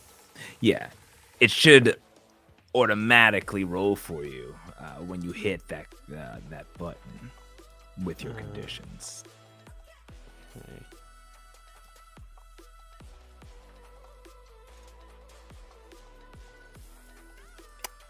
Zero. All right. So, you stand strong. You can mark a potential as normal and tell me how you weather this blow. So I technically have 6 potential at this point. I've gone over potential. Well, in that case, you can go ahead. Now that you've marked all your potential, you can get an advancement. You can unlock your moment of truth or pick a playbook move from yours or from another. I think he's going to unlock a moment of truth. And the beacon. Do I just read this out, right? If you want to, you can unlock it, but do you want to use it as well? Oh, no, I'm going to unlock it, but I'm not going to use it just yet. All right. So, with you taking this, you went to go take this hit. How do you get out the way, and what do you do in response? I think it's a case of seeing that the ruse didn't quite work the way he had intended. He's trying to think on his feet, and it's that thing of he remembers that Bob Ross quote that there's no such thing as a mistake, it's just happy accidents, and he lets the punch go through him, he feels the brace of it, it hits him, he can still feel the wind kind of knocked out of him, and as he kind of stumbles and falls through Stars and Stripes, he is going to yank his cape down, and he is going to phase the cape down into the ground and let it there. All right, so I'll once again allow you to roll either directly engage the threat or unleash your powers. I'll let you decide. I will directly engage. 6. Can I be selfish and take a team? Describe how you selfishly. Or Take would this my reverberate give the opportunity from earlier because I got my success? Oh, that's right. You had a special ability on top of yours, right? Mine was create an opportunity for your allies. Okay. Then I'll allow, yeah, I say you can use that instead of using one of the teams in the pool then. Turning Okay. that 6 into a 7. Awesome. Okay. So, you go ahead and grab, since this was only a partial hit, you can pick one, though I'm assuming you want to use the one that kind of takes him out. You don't have to pick from only these. I'll let you be creative as well. With the with that, if I I don't know if I can necessarily take him out. Where's this sort of right up ready for? I think Well, I'm going to. With a success, it says you trade blows, so you do actually attack him and then also pick one of them. Oh, okay. It's just because it doesn't show it in the thing because we added it after. Oh, gotcha. And to So take I select- something from them, it could be like take his mobility or something. Like it doesn't have to be an object. Very good point. Then I take the I'm literally going to. I suppose can I? Yeah, I'm going to attempt something that.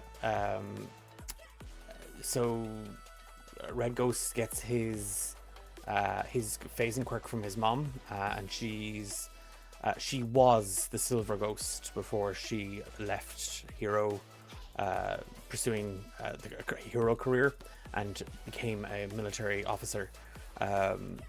and she told him that she never liked to take a life, that if she could, she would disable an enemy combatant. Um, and she was able to phase even the oxygen molecules out of somebody. So he is going to attempt to phase the air out of his lungs, and take that from him. And hopefully he'll collapse.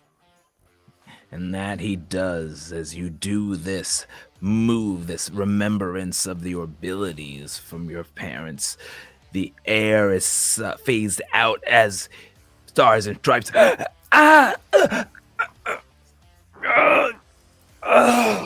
Without any words, he falls to the ground, and you win your one-on-one square off with this hero. 2 down, 2 more to go as we shift over to Iker. Finally released from the static electricity, you find yourself bouncing on the ground as this gentleman with short hair, he's wearing the typical superhero mask, and lightning streaks around his body for his outfit as he lands in front of you with shocking fist. So, sorry to surprise you there. I seem to have that attractive effect on people. So why don't you give up now and let me wrap you up and tie you up to that tree, and you won't get too hurt. Well, I mean, don't threaten me with a good time, but I mean, have you seen this body? Good luck wrapping me up. I mean, seriously, good luck. We should talk after this, but for now, I need to kick your butt. You can try. Ha! Fabulous. I think we get like a couple exchange panels of like the two of us like doing some cool sparring, and I think Ix definitely going for it, but can't quite lay hands on Thunderwave here, and sort of pulls back and it's like, all right, you're fast, and that electricity is kind of spicy. I'm a little more conductive than I expected. But there's one thing you haven't considered. What? Ah!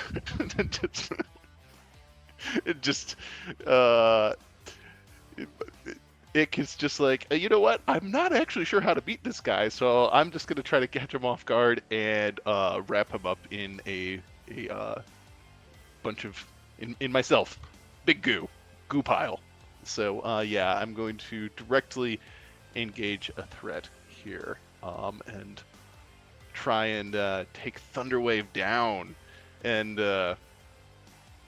let's see how that goes. I think I'm definitely thinking about my friends and how they need me, and like, you know, this pretty boy has got to go down, and we'll see how that goes. So go ahead and roll with danger. All right. Oh, holy crap! Okay, so that's an 11. So yeah, it just kind of like, I think what was going on here is like, as I pulled back, I was like sort of doing a really subtle, like letting the lower half of my body just sort of puddle out and quietly go on the ground towards Thunderwave. And so then when I go for him, a good part of me was already under Thunderwave, and so it's just wrapped up in a big acid bubble here. Oh, keep going. I think I can't resist or avoid their blows in this situation here, but I am going to take their mobility and impress, surprise, or frighten them. And I will leave that to the GM on whether they are impressed, surprised, or frightened. They are all of the above. You take them by surprise. And in doing so, there really aren't any blows traded as Thunderwave just goes, huh? What? Oh no! And is completely incapacitated by your abilities. Heck yeah. And I'm gonna be like, as I kind of let them go, I'm gonna be like, oh, well, that was awkward. Ooh, I hope they don't completely hate me after this. Ugh. Yeah. Well done. Ugh. Well, then we still have one more hero to see how they get out of their situation. You're slightly injured, though slowly healing, Ava. But you stand next to a sort of counterpart to your powers, this cold fusion. He jumps down out of the trees, charging his gun, and begins to point it to you as he goes, ha ha ha ha. So you got out of my little trap there. That's fine. Like I said, we'll show you why we're number one, and you will be down in the mud. How do you respond? What do you do? She starts like zipping around to like make it harder to hit her, and she says, "If you were really a hero, you would know that this isn't the time for this. Don't you see? Something's going on. We shouldn't be fighting against each other. We should be fighting together. Tremor was here. The cameras are gone. Now give me those." And she's like going to try to reach for the guns, but she's like not wanting to hurt him. She just like doesn't want him to hurt her. So it seems like you're directly engaging with this threat or anything else you feel. Yeah, I'm directly engaging, but once again, I think pulling my punches. I don't Right. want to hurt them. Okay, go ahead and roll with danger then. So for my move, I can move with Savior because I'm specifically not trying to hurt them. Okay, so Alright. it's a partial success. Alright, so on a partial success, you can go ahead and trade blows by picking one. What do you want to do? I'm taking the guns. And it's like really in like that mom way where you were like playing with a toy that you weren't supposed to play with, and she just like takes it and she's like, "Give me those." And just like suddenly they're like gone, and she's like holding them up. Hey, give those back! You notice his voice goes up an octave. That's not fair! Those are my guns! I made them myself! Yeah, they're super cool, but don't use them to shoot me. Shoot bad guys with it. We're better than you! We're team! Where's my team? And at this That is point, your team.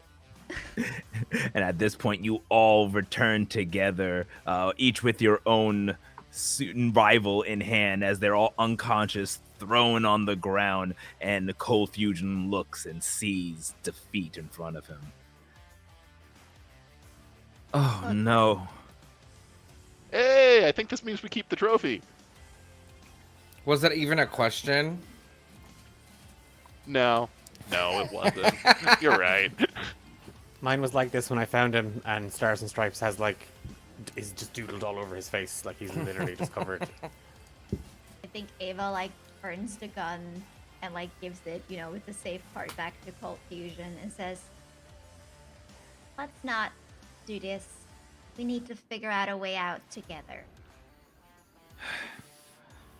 Okay, I knew something was weird going on. We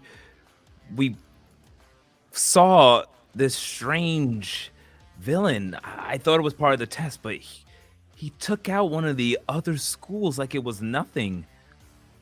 I don't think that. And is at this time you see the trees part as if something heavy is bending them. You see a figure walking in the jungle, decaying it around him as he steps closer. He has strikingly beautiful and nefarious looking slick back blue hair, a black jacket with a black shirt, and a raspy but sultry voice. As I step forward and stare at each and every one of you. Well, looks like you made it past my enforcers. No matter. I got your numbers down. Less than I had hoped. But that's fine. As the manga page zooms in, Dark Tailweaver, with the power of imagination, able to bring anything he wishes into fruition, with some minor limitations. As he laughs, those heroes will know what hit them. First, I remove their progenies, and then, in their despair, I'll take them all out. But first, I'll start with each and every one of you. As we're going to step into one final combat with you heroes versus me. So, let's go ahead and ask the question, shall we? Who is going to be the leader in this battle?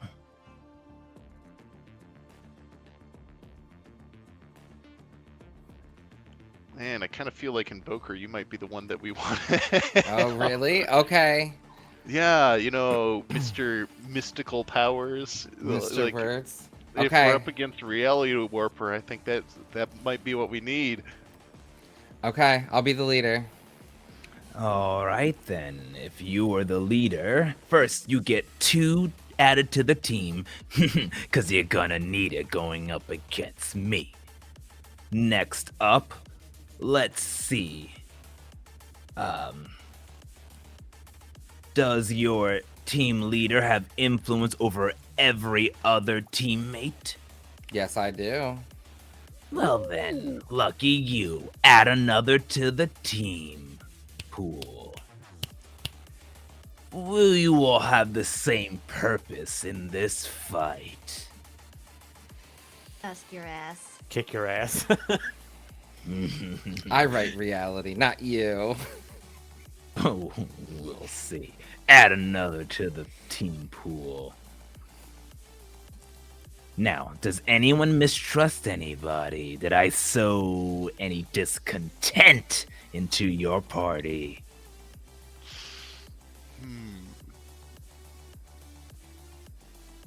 I don't think so. We came together. Fair enough. You don't have to remove any team then. Now, are you ill prepared or off balance? You know what? I'm gonna say you are. You didn't see this coming at all. -1 from your team.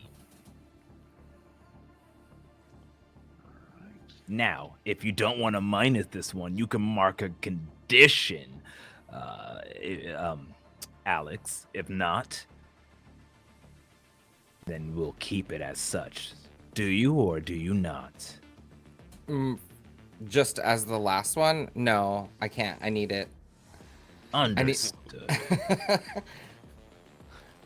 Well then, let's get this party started. I'm gonna take the initiative first. You hear me shout out, and a pool of acid begins to form underneath their feet, threatening to melt the heroes. How do each of you use your abilities to get out of this one? Let's start off with Red Ghost.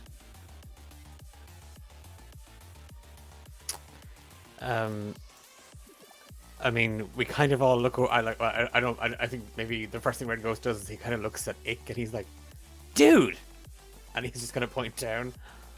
Oh no, not you. Sorry. And he's just going to like that spring up onto a couple of. He's just going to try and take the defend action and get out of the way by kind of evading the acid climbing up onto stuff. Okay. Why don't you go ahead and roll with Savior then?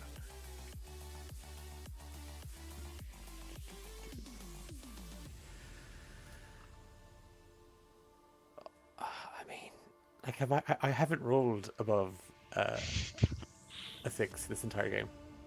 But what he doesn't know is that it just made you stronger because now you have your moment of truth. So at any time, any moment. Oh, I'm hanging on to it. I'm hanging. I have a thing. I'm hanging on. You can also use the team if you want, since you're to make that into a success. If Red Ghost fails here, can I defend? Can I step in to defend Red Ghost? You certainly can. So, if you want, you don't have to use any team, and then see if you can be defended by your ally, Red Ghost. Yeah, I think I'll hold off on spending the team. I don't think we need to spend it right now. So if Swiftbolt can save, then yeah. Okay, quickly reacting to the situation as the acid pool begins to formulate underneath your feet. Go ahead and roll with Savior as you try to defend. Absolutely. I have 3 Savior and +1 for Influence, so let's go. Hey, wow, that I needed all of that, huh? That's an 8. So I do it.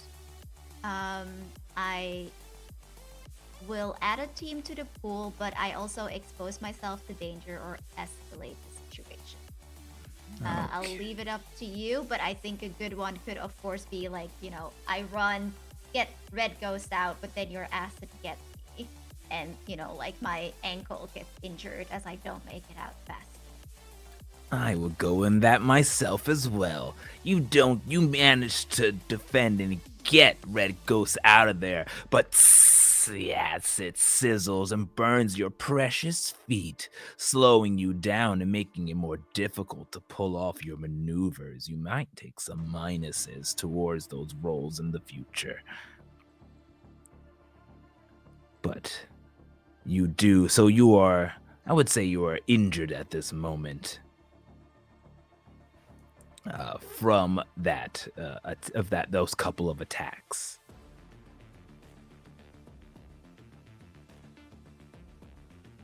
All right, but I won't consider it a powerful blow quite yet. How do the rest of you fare in getting out of this?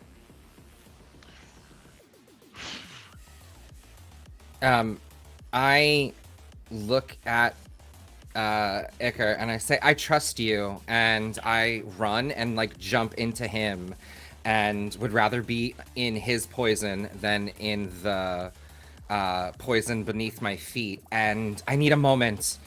His words are weak, and I like sort of jump on your back and I'll take the pain of your acid, and you hear in the silent embrace of mystical abyss where echoes potentials hum, I become the conductor of this cosmic symphony.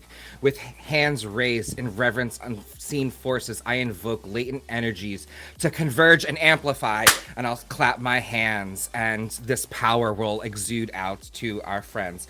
Oh, hear my words, arcane reservoirs. I recite this ancient verse and stir dominant power within. By the secret candescence of unseen dancing, I declare Magicae crescendo, and let this resurgence surge, an arcane might bidding and blooding within me, like a rising tide.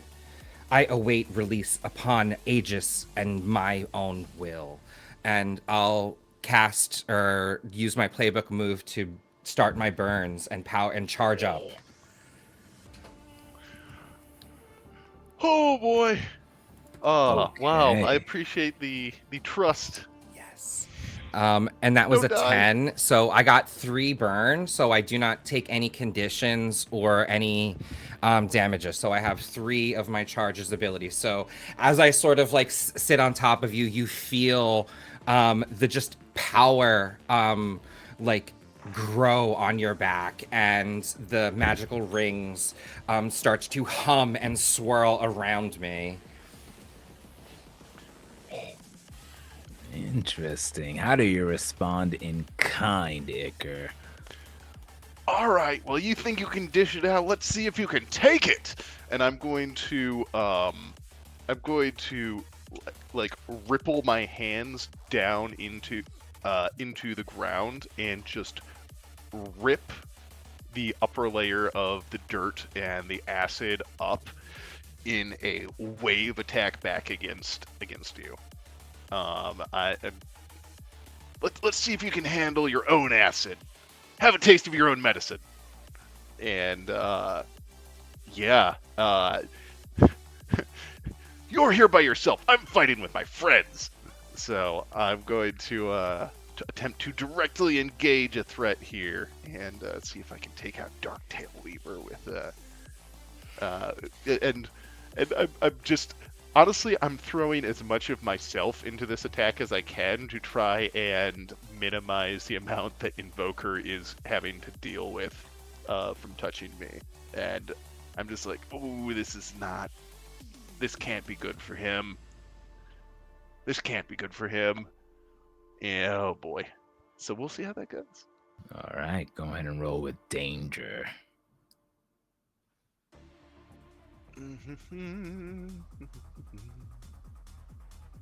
Not take a powerful blow. There we go. Directly engage. Okay, that's a partial success. A 9. Did you want to use So- a team to make that a 10 or keep your 9? I feel like it is, like, usually I would say no, but it feels very thematically appropriate with Invoker right, like, literally inside me right now. If you want to describe how you superpower this, that'd be pretty Yes. badass. Absolutely. So on his back, I see him doing this like slam attack, and I'll say, I call upon the inner wellspring of strength, awaken and surge forth by this force that resides within. I declare your potential, excite. And I'll like just sort of push this like energy into you like a arcane pulse, and you feel this like magic like surge and well up within you. Yeah, so we get like this green acid and yellow energy sort of combined attack as just the ground gets ripped up and thrown in a wave of acidic earth at the Tail Weaver. Your combo move is more potent than I originally thought as the wave of acid crashes over me. It burns. But I will it away. Remove acid. Wounds slowly heal. But I'm getting a little exhausted. But I'm getting angry. As we look on over, I stare down at the speedster whose legs has been injured and say, I'll take you out one by one then, starting with you, Quickfoot. And that ice shards appear from the ground, stabbing up through the feet of my foe. As the acid dissipates, and now from the ground come shards of ice, knowing that's something you don't like. And in doing so, I'm going to actually have you take a powerful blow from me. So go ahead and roll that. Oh, but I would like to defend also, I feel is appropriate as the leader in this battle. I would like to use my shielding flare and spend one of my 3. And you can call up a fast protective shield to stop danger, spend 1 burn, and defend someone from an immediate threat to stop this. And seeing this ice sort of break up from the ground. Oh, so I have to roll with Freak instead of Savior to do this as well. Go ahead and roll with Freak. That's a success. 10. 10. So Uh, you are able to defend by casting your shield. Is there anything else special from using your playbook move? um, it says for full success, you keep them safe and choose one, which is add team to the pool, take influence over someone you or clear a condition. I will clear my guilty condition, and you sort of um, hear him sort of chant out in frozen grafts of winter's breast where crystalline frost reigns. I extend my hand as an arbiter of transformation. With words, I weave through this chilled air like a melody and beseech arcane forces to thaw its icy tendrils and awaken the bloom and the fields within. Nature and magic, I declare, frost yield to the warmth of spring, and ice surrenders to my enchantment, and the ice spikes turn into like a field of flowers and just grow forth a beautiful whatever I know Ava's favorite flower is. It's a field of those Sunflowers. sunflowers unfurl and dance of rebirth, turning frozen tableau into a garden of ephemeral beauty. And being protected by my friend, I look at you, Darktail Weaver, and I go, "Why are you doing this? Do you really think you can break up a group like this?" And I want to pierce your mask.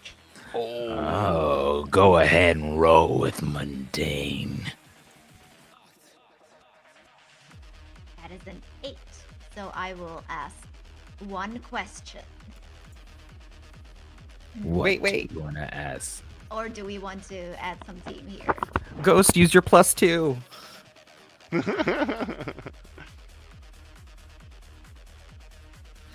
You're too far away. Come closer. Phase in.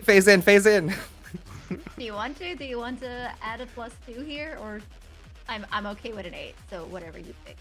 Yeah, I'll add the +2. We have to spend 2 team. So we're down to 5. That way I can ask 3 questions. Ask First away. of all, what are you really planning? After I take you out, the heroes will be in mourning, leaving themselves open for me to steal what I need. The ray of absolution. Everything I say will be, no matter what. If I say jump, you all ask how high. If I say the universe is over, then it'll implode. I'll get that ray located right here in Liberty High Institute, and you won't stop me. How can I gain influence over you? If you I would feel that you are all weak and inferior. Prove me wrong by showing me if you are truly heroes, and perhaps I shouldn't be underestimating you after all. And last of all, how can I get you to give up this foolish villain plan? Show me what you've got. Prove to me that you're not some sniveling, snot-nosed punks. Then maybe I'll have to back off. Until next time.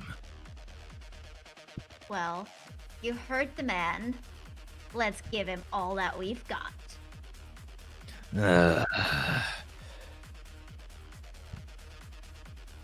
Icker, what do you do as I continue my onslaughts of attack against your party?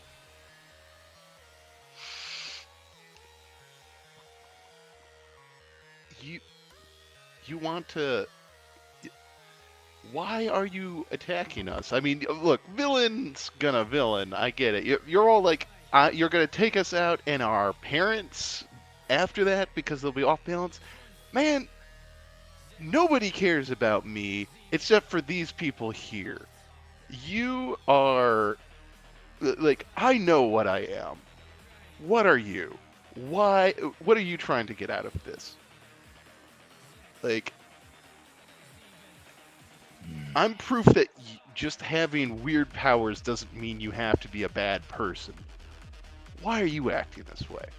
I think I want to also pierce their mask, which I am pretty sure I'm terrible at. But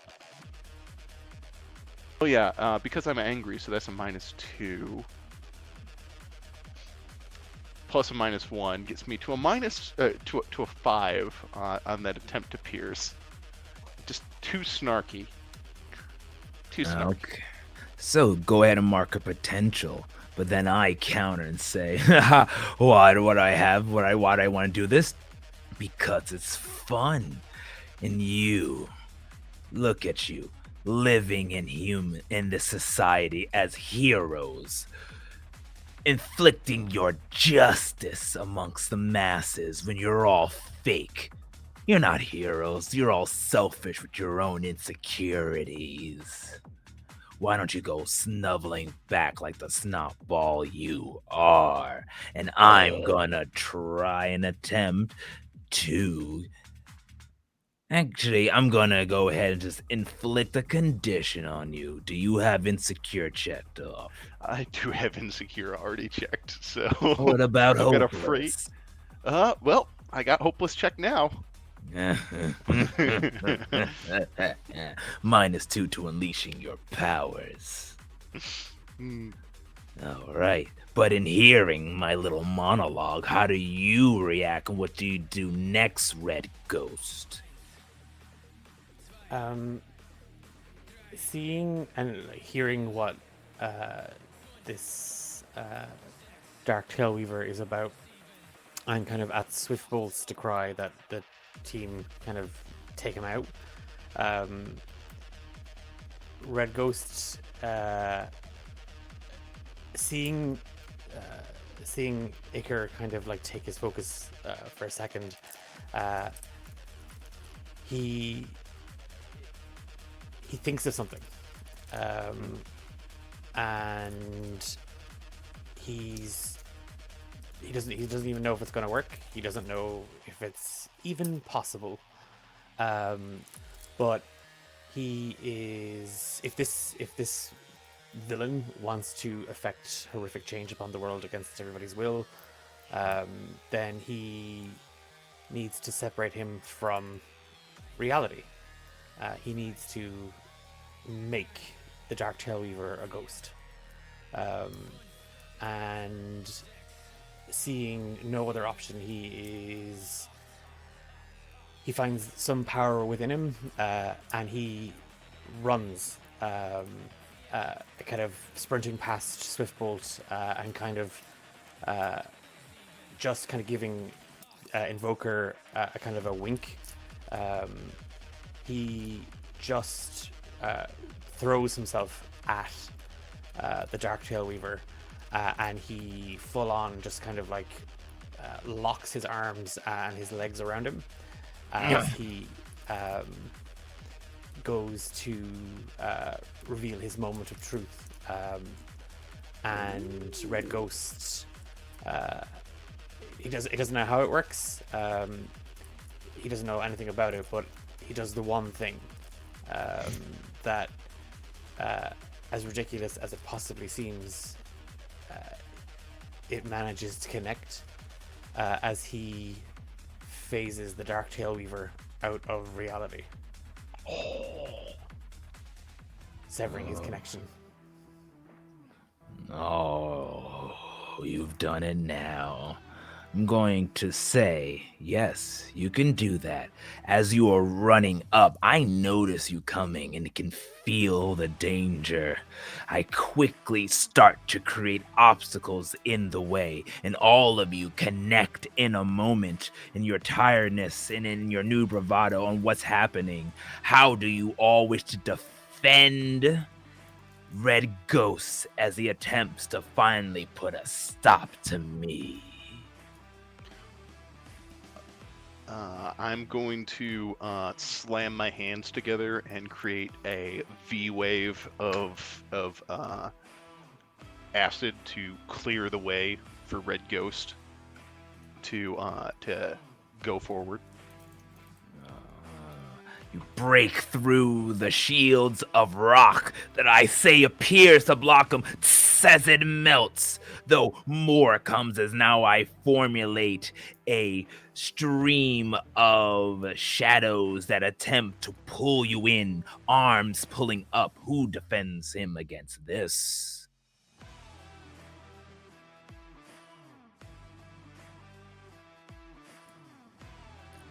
Um, Go ahead if you want to. I actually wanted to go last. Could you go? Okay, sure. Yeah, I think we see, even though her leg is still injured, we see like Swiftbolt push herself up, and she kind of like takes a step and kind of like like falls through the ankle, but she keeps running, and she just touches Red Ghost as she kind of like slumps down, and she's just transferring all her speed to Red Ghost so he can make like that last jump with all the speed of a speedster. He accelerates, going more as I look and say, trees around me, grab my foe and stop him from getting any closer as all of the jungle flora slashes out in attempts to bind you. But I believe I have a sorcerer in my way. I will quickly wave my fingers and say, Nature, I declared you mine. You yield to my words and wither at my command. And that's just like a very quick incantation just to stop that from happening. But what my real desire is, I'm sort of saying that, and as I was channeling that, I use some of the thorns of that rose to slice my hand and use blood, and I'll cover my mouth in blood, and I say, with these cursed blood-cursed whispers, I extend a hand where the bridge between worlds resonate across cosmic fabrics. I call ties and bind hearts. My sacred bonds of friendship echoes and our shared memories. I declare transcendation. Let this barrier yield and summon forth kindred spirits. And I'm preparing to pull him back because I know he might not phase back. And I'm trying to use my snatch ability to pull a person-sized object at the last second. I want to snatch him back to me. And as you wrap yourself around me, Red Ghost, I feel myself become intangible, and I feel almost as if something is dropping out of my own body. My soul, my energy, my spirit, as I go, not so fast. If I'm going down, I'm taking you with me, and I hold on tight. And as we both meld into the ethereal, one final pull from the invoker latches you off as I go, no, no, impossible. How can this be? You haven't heard the last of me. You may have stopped me now, but I have several carnations. I'll return one day, and you, Liberty High Institute, will be the first on my list. Okay. As I fade away, and you stand tired, drained, but triumphant.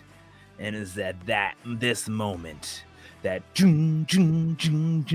all of the televisions and screens turn back on, and you hear the voice of the announcer yet again echoing, folks, it seems we have a connection yet again, and is that what I think it is? Yes, it seems at the finish line, the last ones left standing are the Liberty Hero Institute students.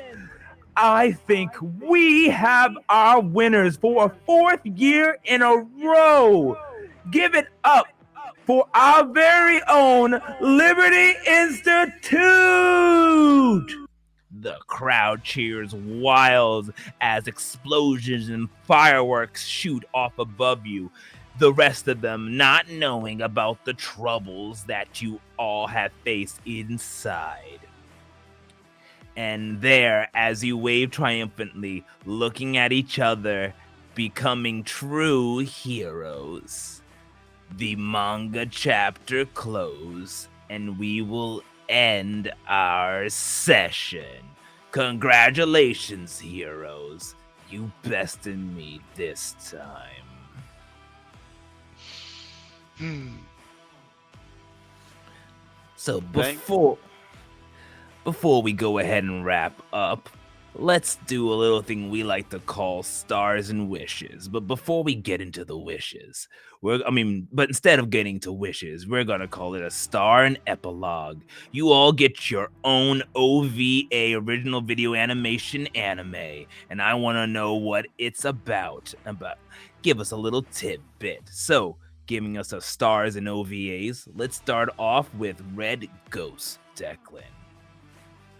There's so many stars. Can I just give everybody stars? Yes, you certainly can, I yeah. guess. Yeah, honestly, that was first time foray into the mask system, and I probably couldn't have asked for a better DM or a better bunch of players to play it with. So honestly, from like Travis's incantations to Jazzy's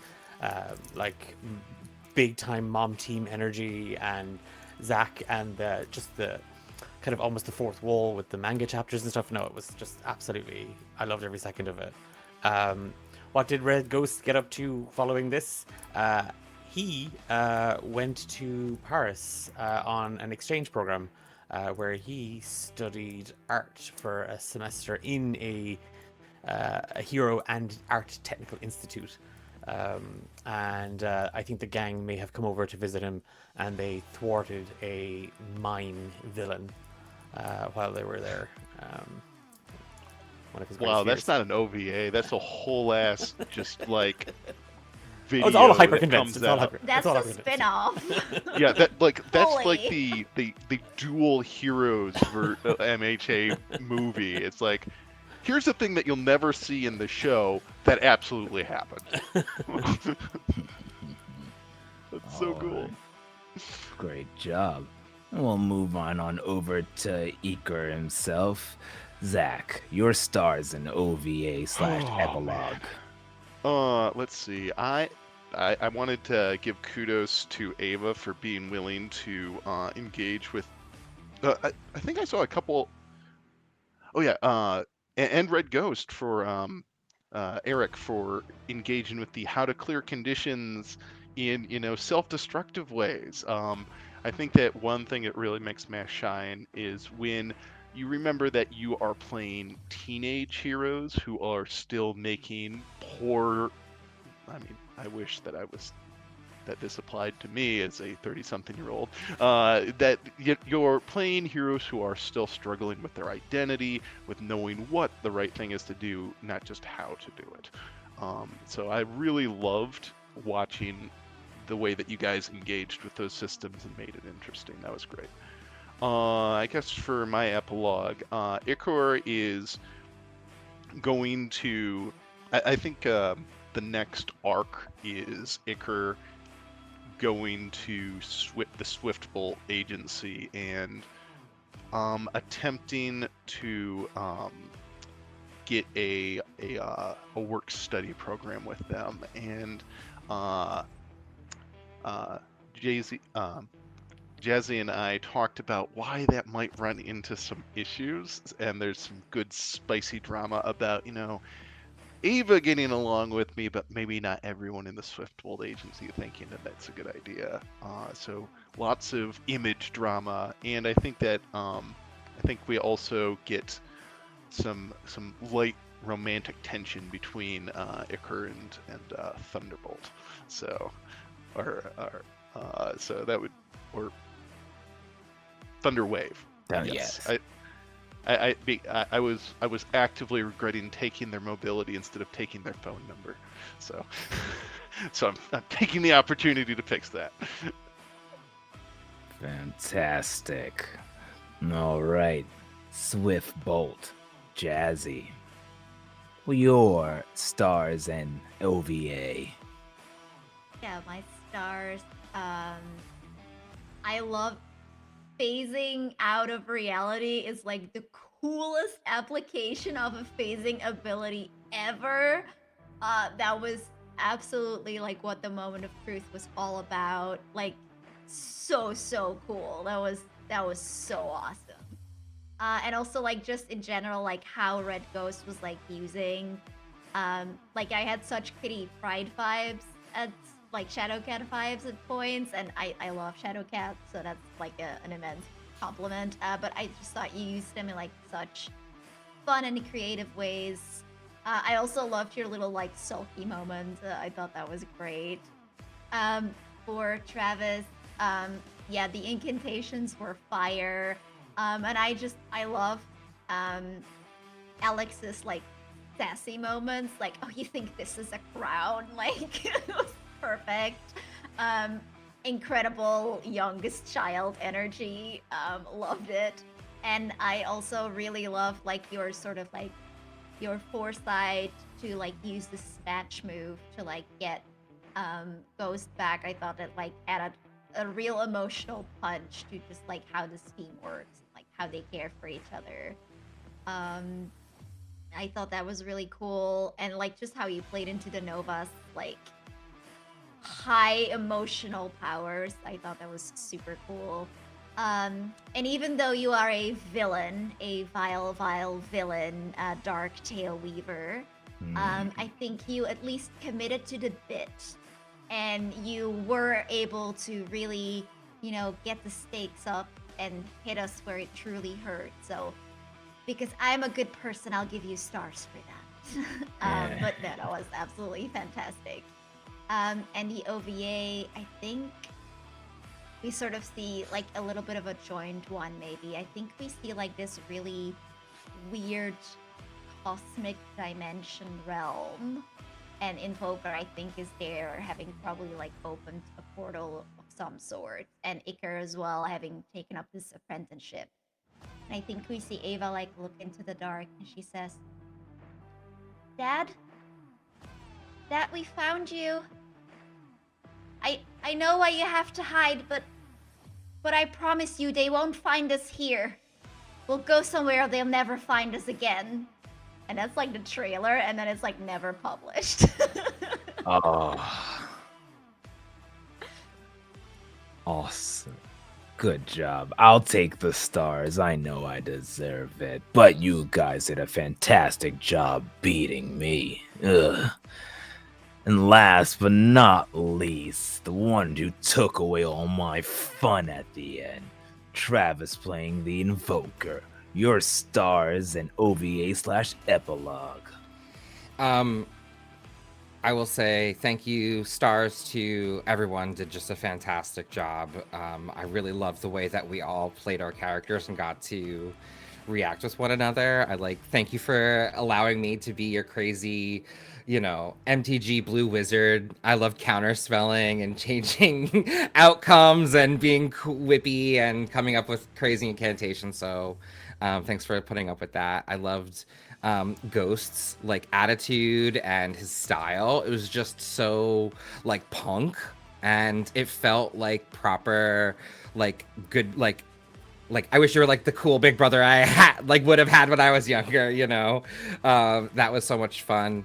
I like to also, for Iker, when I jumped on his back, I wanted to potentially do this, but I felt like maybe I was taking too much time. So we're gonna quickly rewind. And in that moment, I actually we'll say that, in Naruto, he's speed signing. So I like speed chanted. And actually, since I knew you as a water mage, I made it a reality that I was actually on your back, and your back was water to me.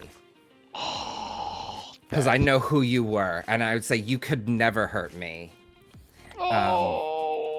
Yeah. So I thought that was super cool. I wish I said it then, but I was like, I don't know.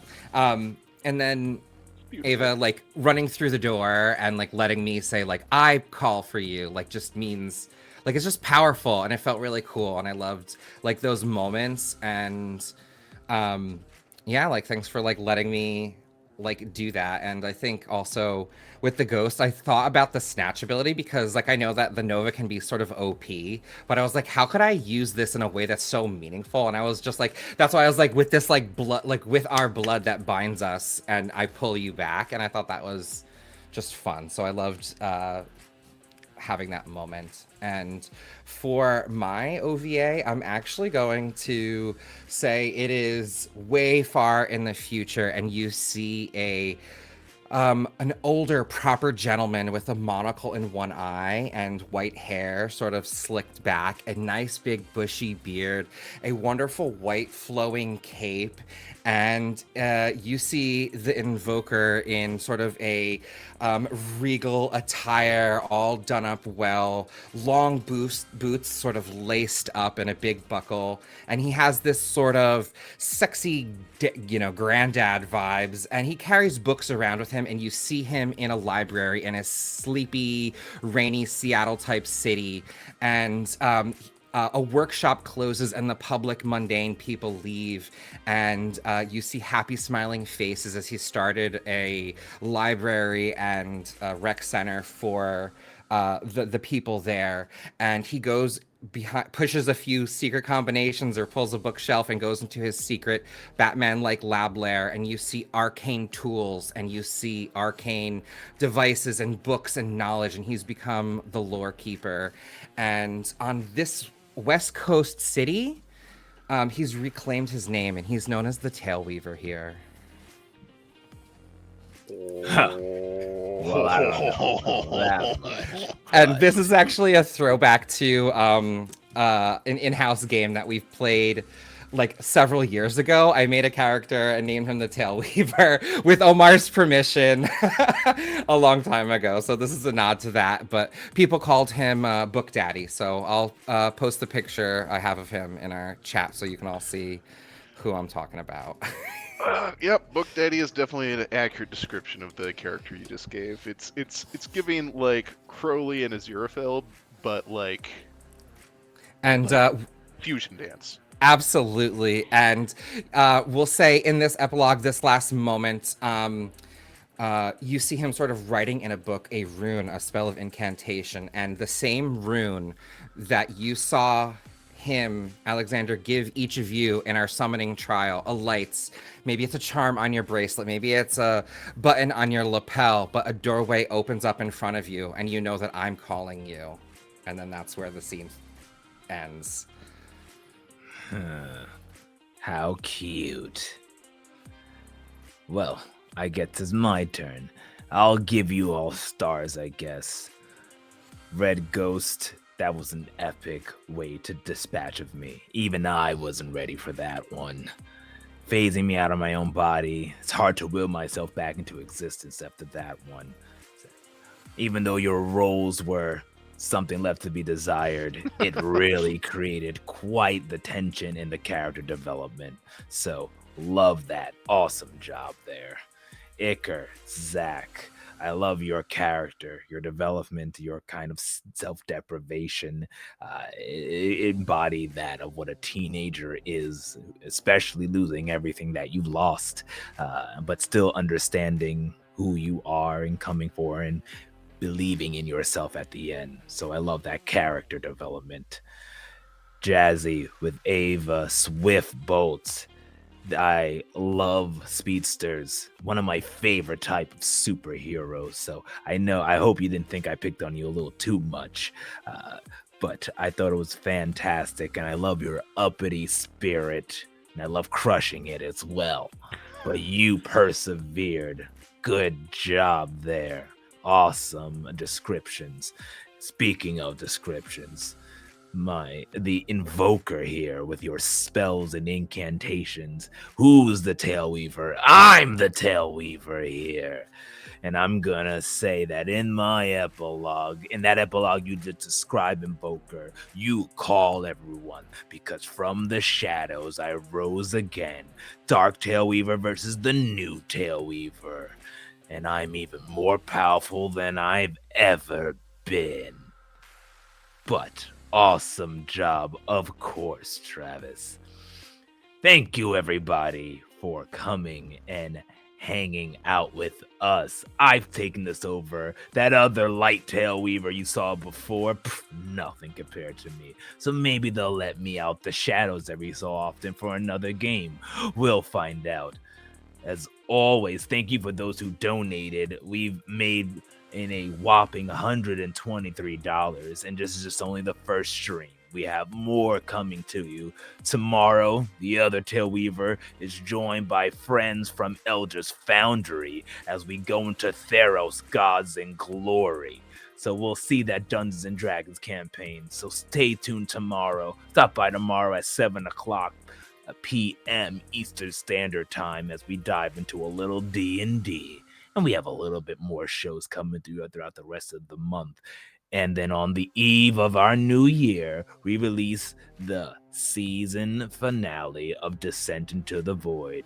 We took a little break, but we finally finished it for you. You'll find out how it all ends December 31st, 1 p.m. Eastern Standard Time, I believe. But you can catch the website www.tld20s.com for more details. Ugh, how does this go again? Oh, right. From the first chapter to the last page. Be kind to one another. Spread love. And we will see you all next time. Goodbye, everybody. Cue the outro.